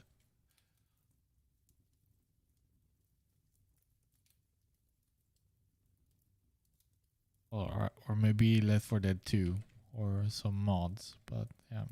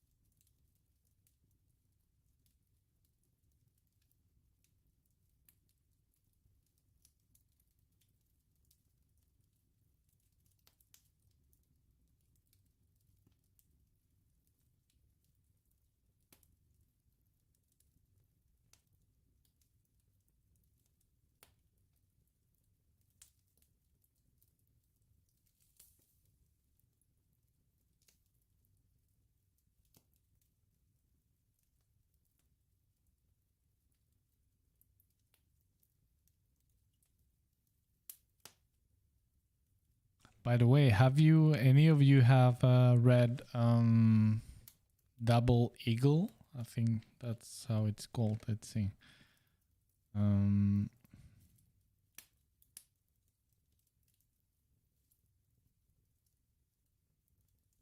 Yeah, Double Eagle. On the topic of Dan Abnett, it's one of his less known novels. I'm just listening to it as audiobook, and I'm liking it. The type of subject is not. It's about airplanes on the Savage Worlds Crusade. But the thing is, he makes it so interesting on the just by getting so in depth into that world, and yeah, I don't know, I'm really enjoying it.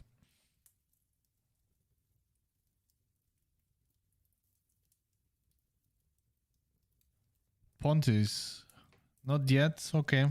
And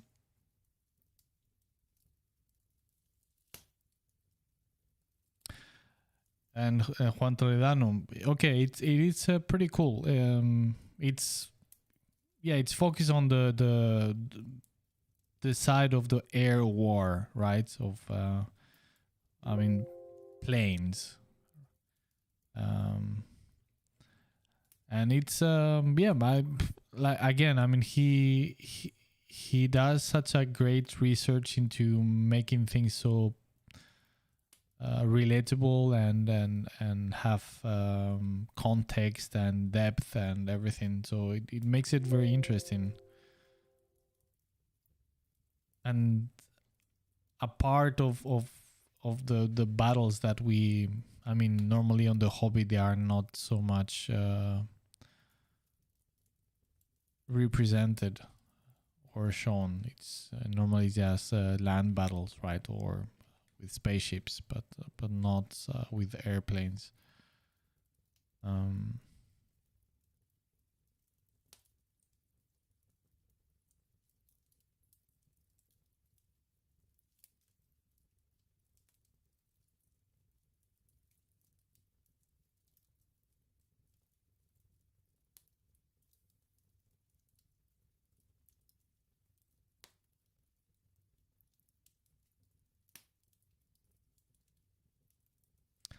I think the next 40k novel that I would like to listen to read is these ones that some of you recommended a while ago, that is more like a cosmic horror themed. I'm very interested on that.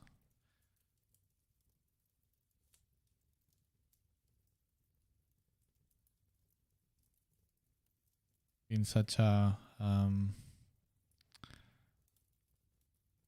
fan of Lovecraft. I think it would be interesting to see, or well, to listen. Lucius, maybe I cannot recall exactly the title right now, but it could be. I remember it was one of you that recommended it, and I remember vaguely the cover of it. I think there was a skull or something.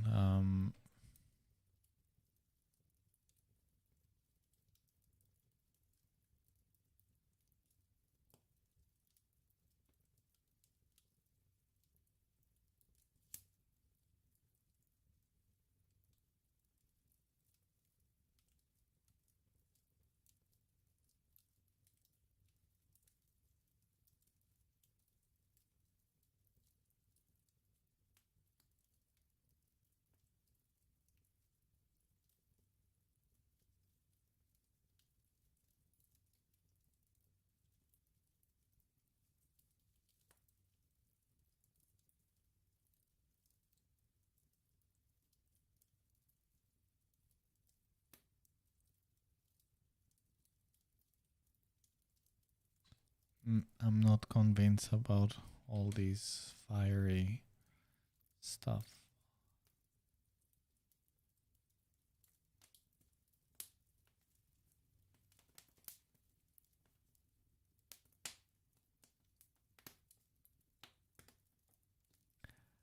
Oh, storyboards. Hola. Hola.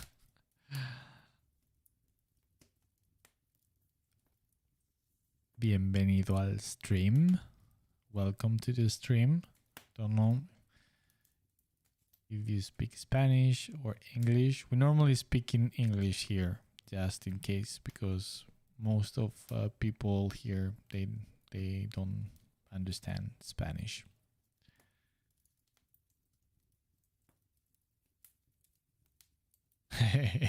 Okay.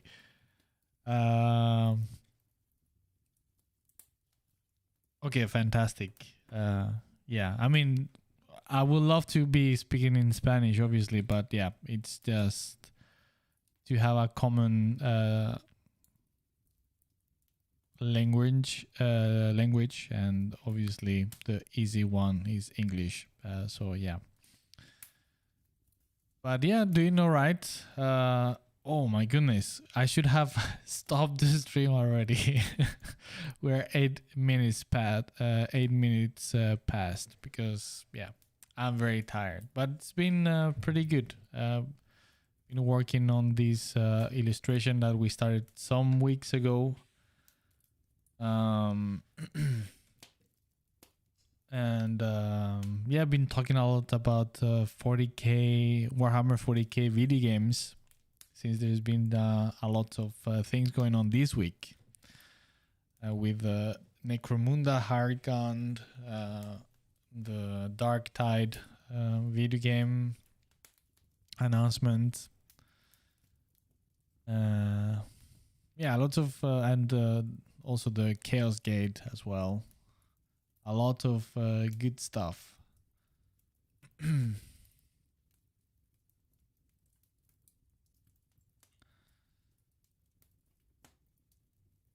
how about you? I mean, by your name,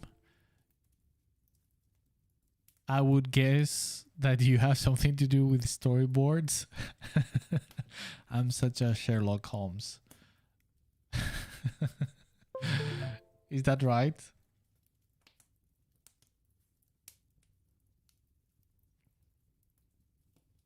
I'm also a storyboard artist, actually, but I haven't worked with it like for many years.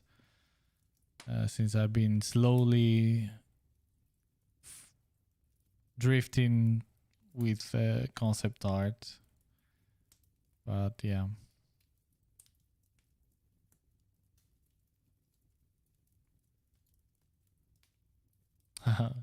Thank you.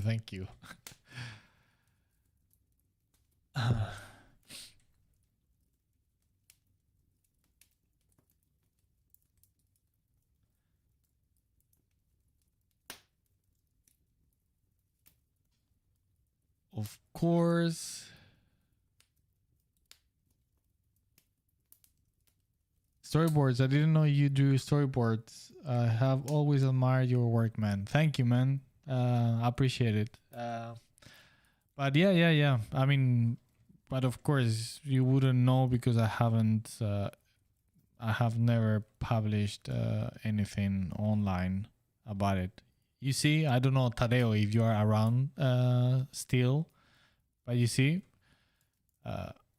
if let's say that my main goal was to work as a storyboard artist, and but if I don't show that and nobody knows about it, they will never hire me because they don't know, because I'm not showing that online. So yeah, sorry, just a little bit off topic there, but I just yeah. So I'm a storyboard artist as well, but haven't worked with it like for many years.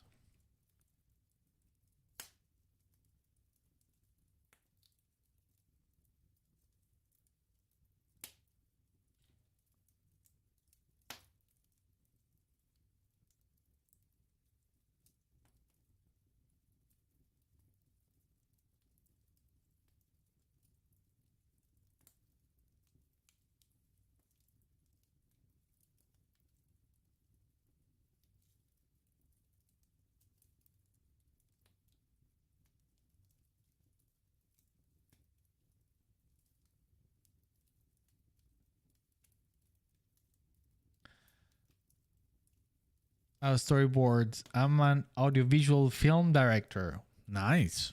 And now with unemployment, I have to draw storyboards in a freelance way. But hey, I try to stay optimistic. Aha, you are from Colombia. All right. Wow. Nice. Un colombiano. Qué honor. Okay, that's cool. I understand. It's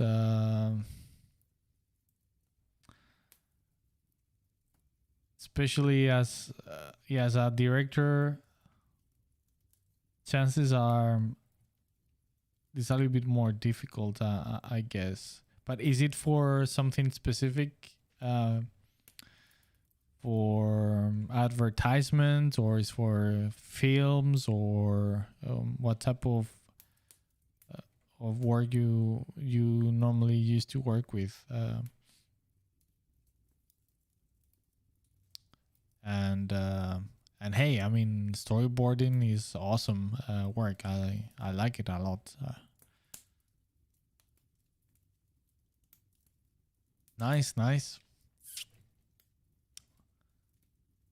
Well, I have to say that it's an absolute pleasure to have you here, and especially, of course, there could have been somebody else around from Colombia before that I wouldn't have known. But as far as I know, you are the first person from Colombia watching. So yeah, rounds of applause for you. Yeah, no, that is awesome.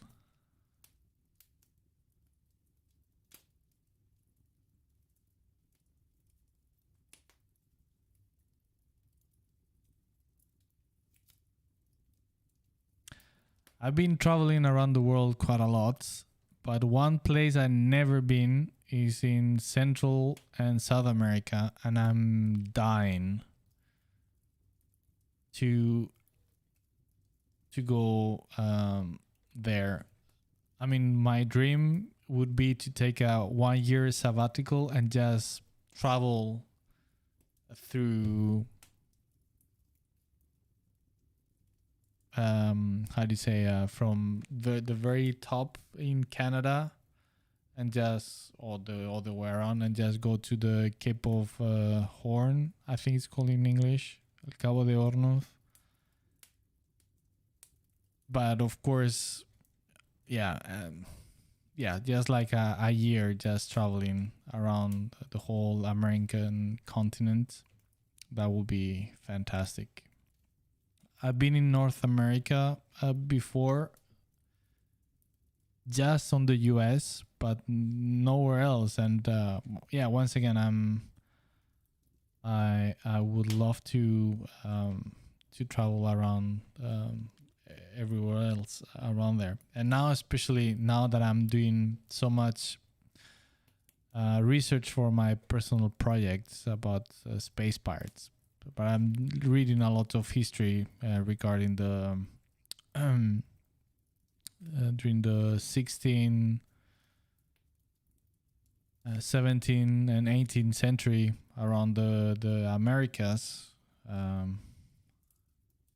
So now it's even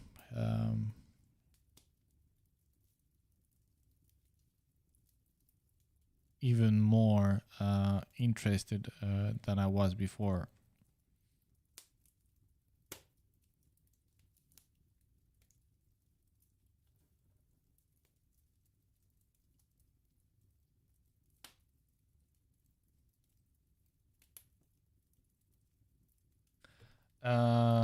Our storyboard.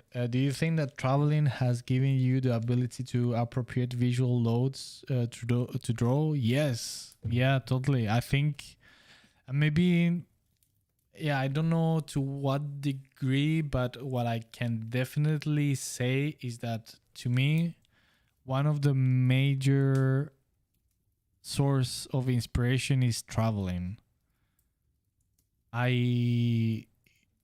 It's insane. It's like it's like pure drugs for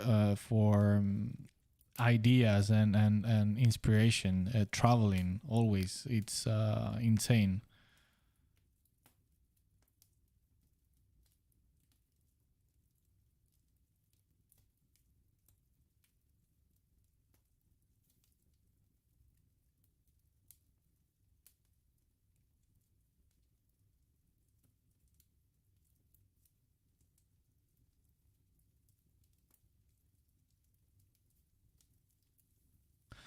But yeah, going back to traveling around the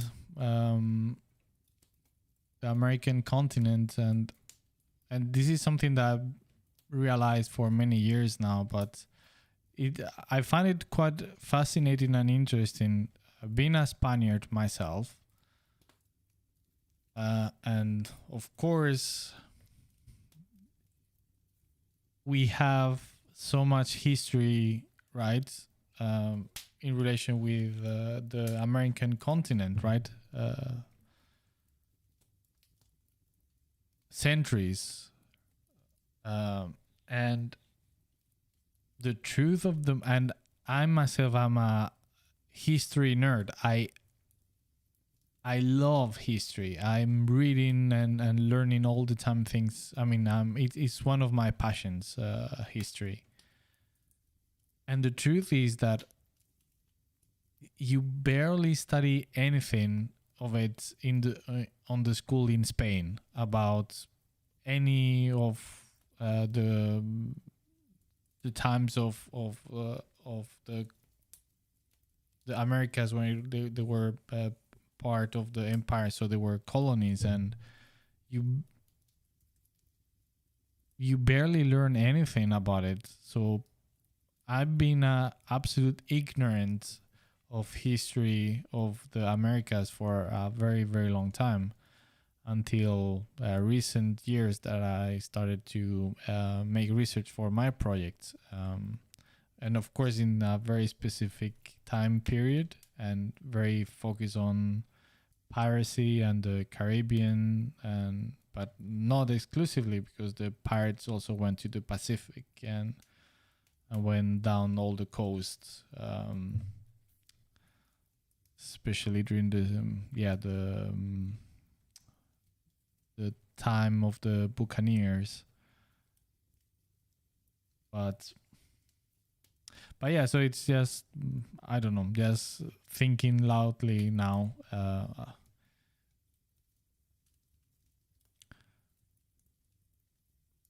But yeah, I always thought it's a strange thing that we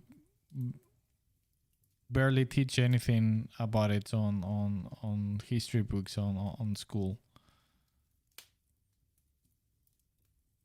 And you could argue that, okay, maybe, I mean, to me it's strange, right? But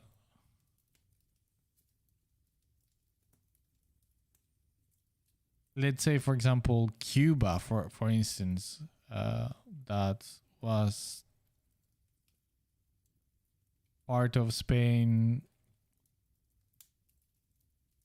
until 1898, so a little bit more than 100 years, like, yeah, 120 something. And you barely study anything. Yeah, it is mentioned, but it's such a tiny portion. I don't know, it's very strange. I never understood why. Since, I mean, the Americas has been such an important part of the history for Spain, so I really don't understand.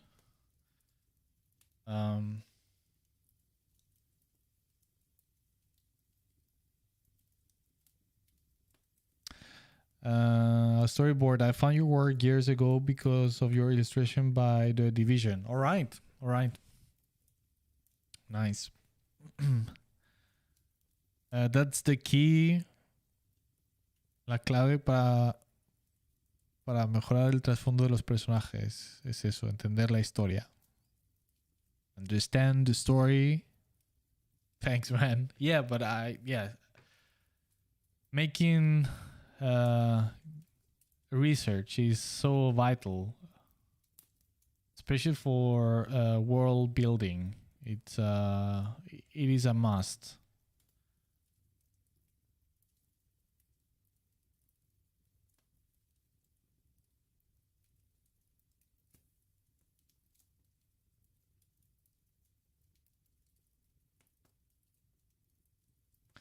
You know, and the interesting thing with Cuba is that, as a difference from other places in America,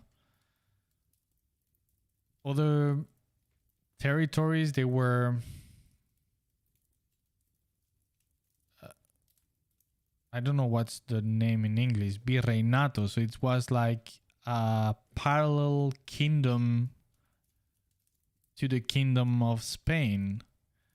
So in that regard, they were not exactly Spain, right? They were a territory, like a colony, so to speak, right? Like another term, but yeah, but Cuba was not. Cuba was a province of Spain. It was literally Spanish territory. It wasn't a colony. Of course, Cubans at that time they thought differently. Of course, I'm not gonna enter into that, but just like I'm talking from a political structure of how things were organized, right? So Cuba was intrinsically so tied to the mainland in Europe, right, and in Spain, and that's why there are such close ties between Cubans and Spaniards even today. But more than with anywhere else in America, I think. But even with Cuban, there is so little thought about that common history. Yeah. Sorry, I'm just rambling about something that might be not that interesting for you guys, but yeah. Anyway, going back to the original topic, yes, I would definitely. I really want to go there. I mean, not just Cuba, but all South America and Central America.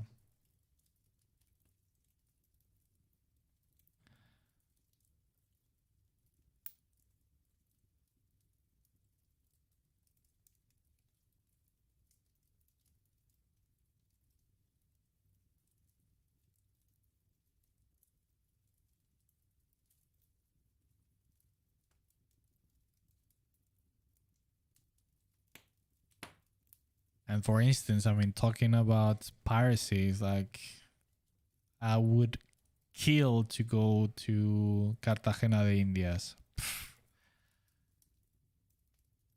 Just to have the opportunity to witness those,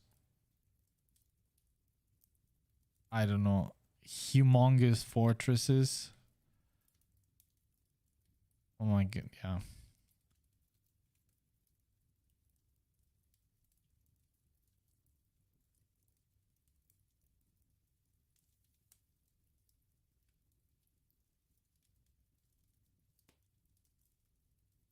Mortas, have you studied Greek history? Yes, a lot.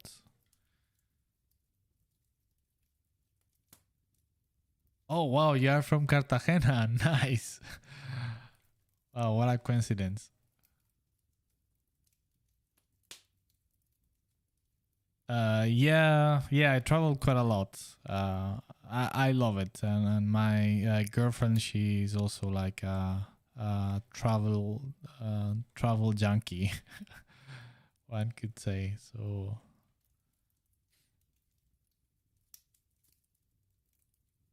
Yeah, now of course with the pandemic, yeah, and we haven't traveled at all.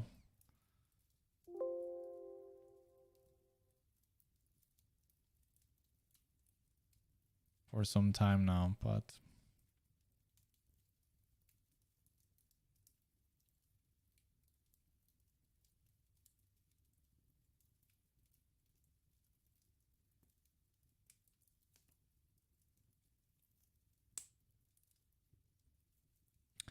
well, once again, I said, yeah, I'm gonna stop the stream soon, early, and here we are, like almost 40 minutes of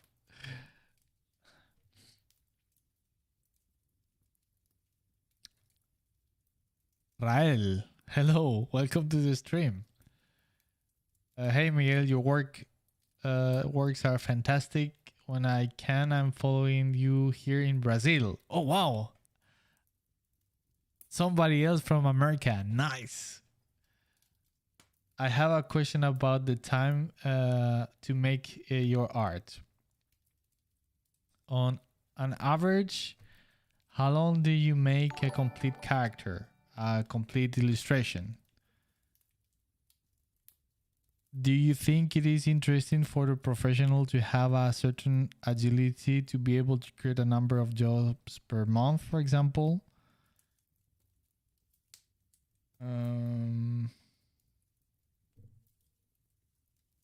sorry, 1 second.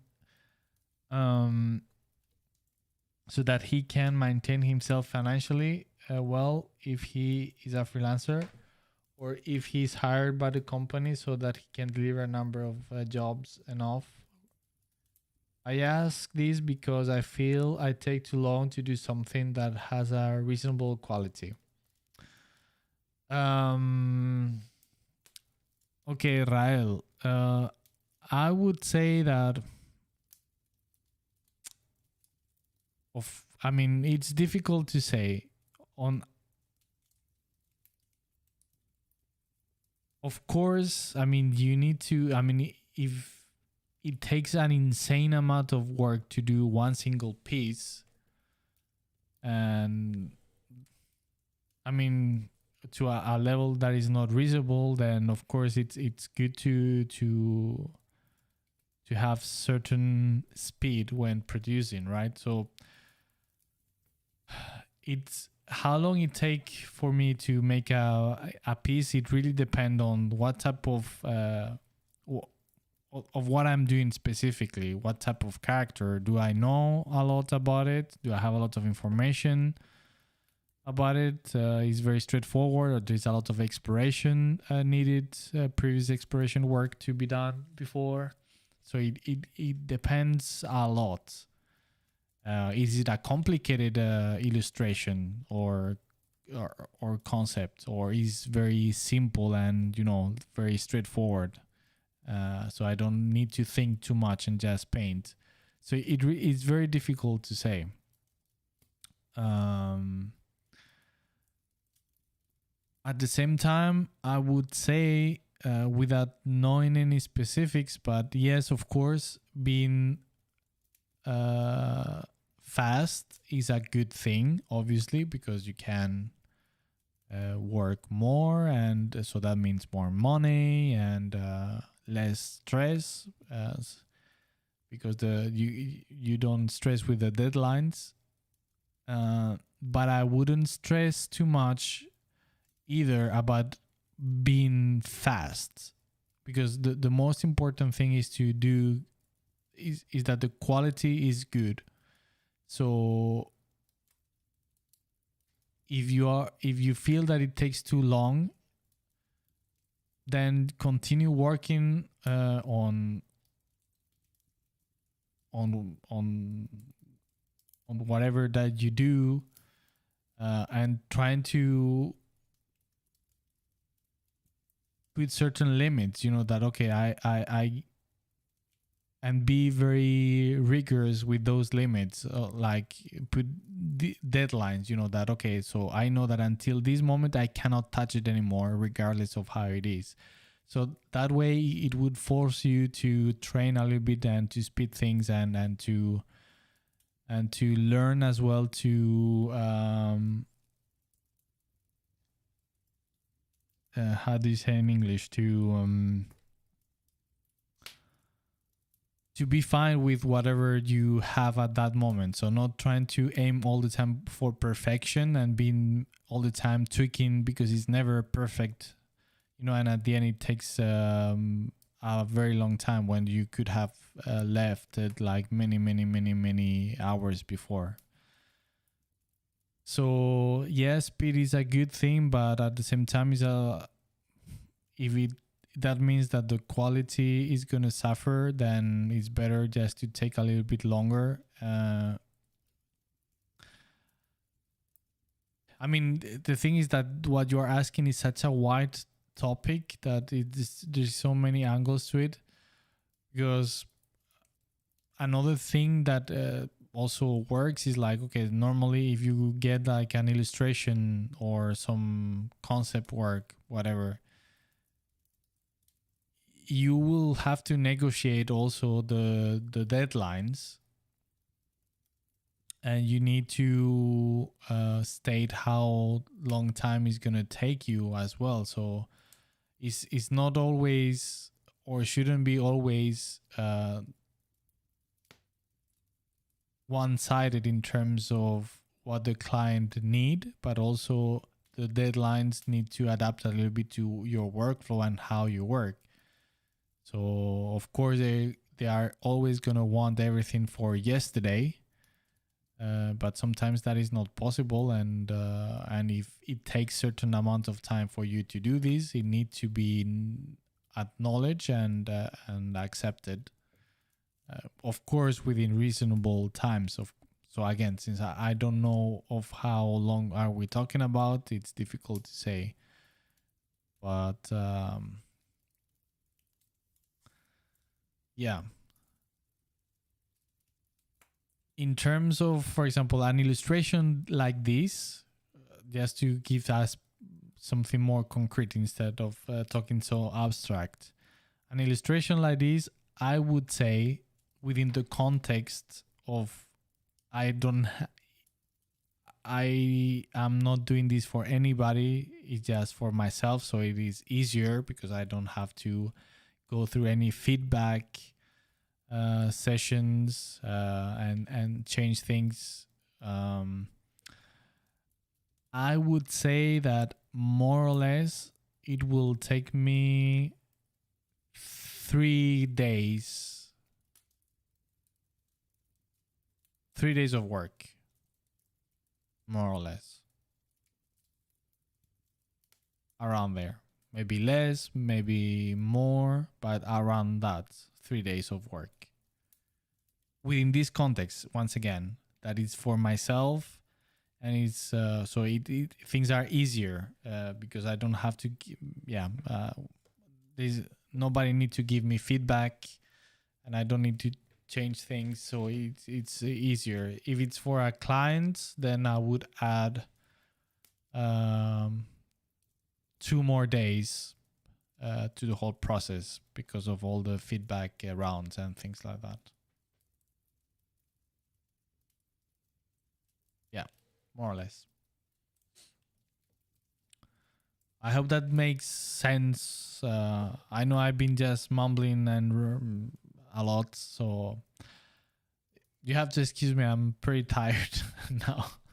It's pretty late here now, at least for me now.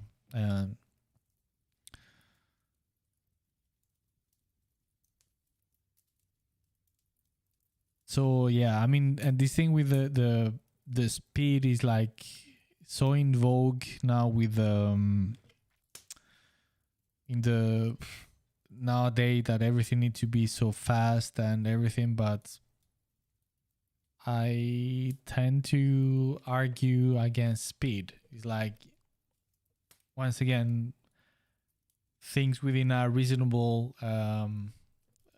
level, but quality demands time, no matter what. Yeah.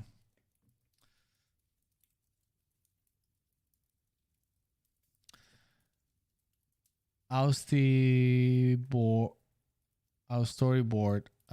You also have to rest. I don't know how to write the following in English, but you see, I find the variety of your characters fascinating because many illustrators dedicate themselves to being effective and forget that part of the nature of a good design is knowing their vernacular, their behavior. Your characters tell so many things in a tacit way that it takes you away from ordinary illustrators.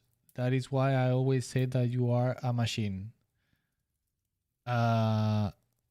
Well, man, I don't know what to say. That is very, very kind to say. Muchas gracias, de verdad. Es muy amable. It's and makes me very glad to hear that because that's kind of my passion. I love to try to insinuate these type of things with my characters,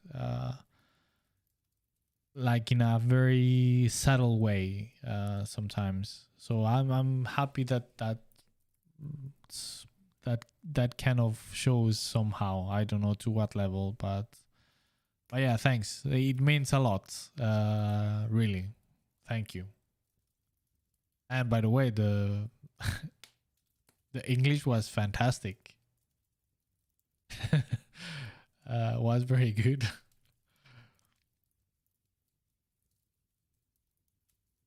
De mucho, de mucho.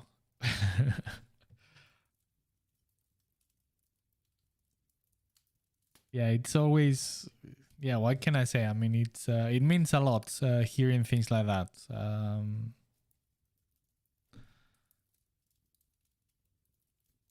Because yeah, that's kind of what motivates me to do characters overall. That's what I love.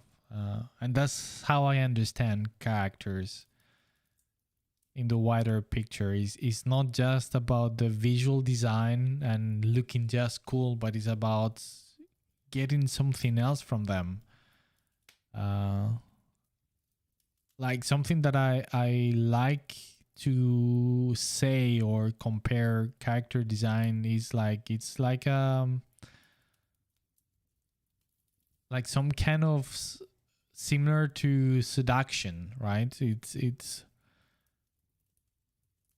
when you are playing a game of seduction with somebody else, it's never about making everything blunt and very obvious, but it's about, in many cases, it's about suggesting, about leaving things hanging there, just. And I believe that with characters and characters designs is the same. It's not about explaining everything in plain sight, and you need to leave things to mystery. You need to leave things unexplained. So you want to know more. It drives you to want more from this person, right? In seduction terms, or in this case with characters, to know more about this character. The power of suggestion and mystery.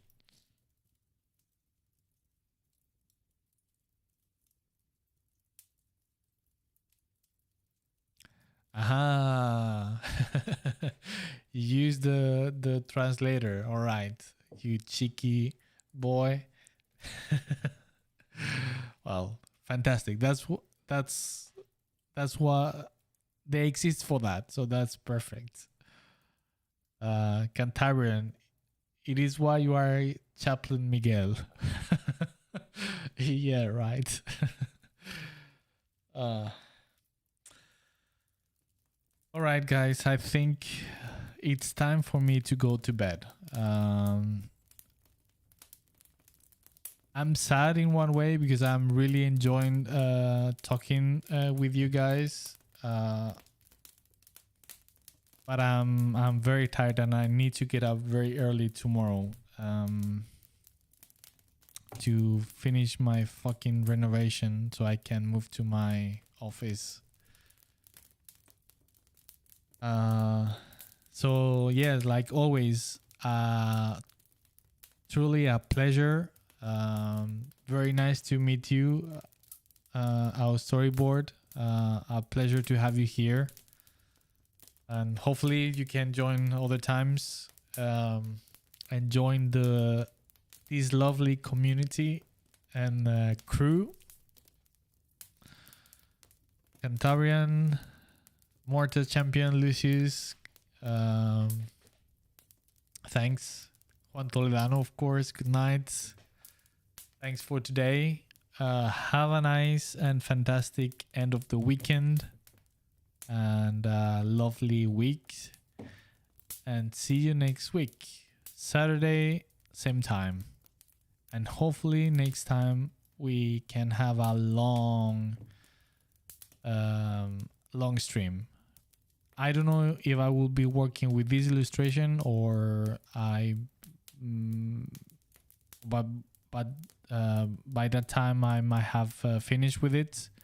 And we continue with the illustration, well, not illustration, but concept of Perturabo. We'll see. But anyway, thanks a lot for today. Have a good one and see you next week. Bye-bye.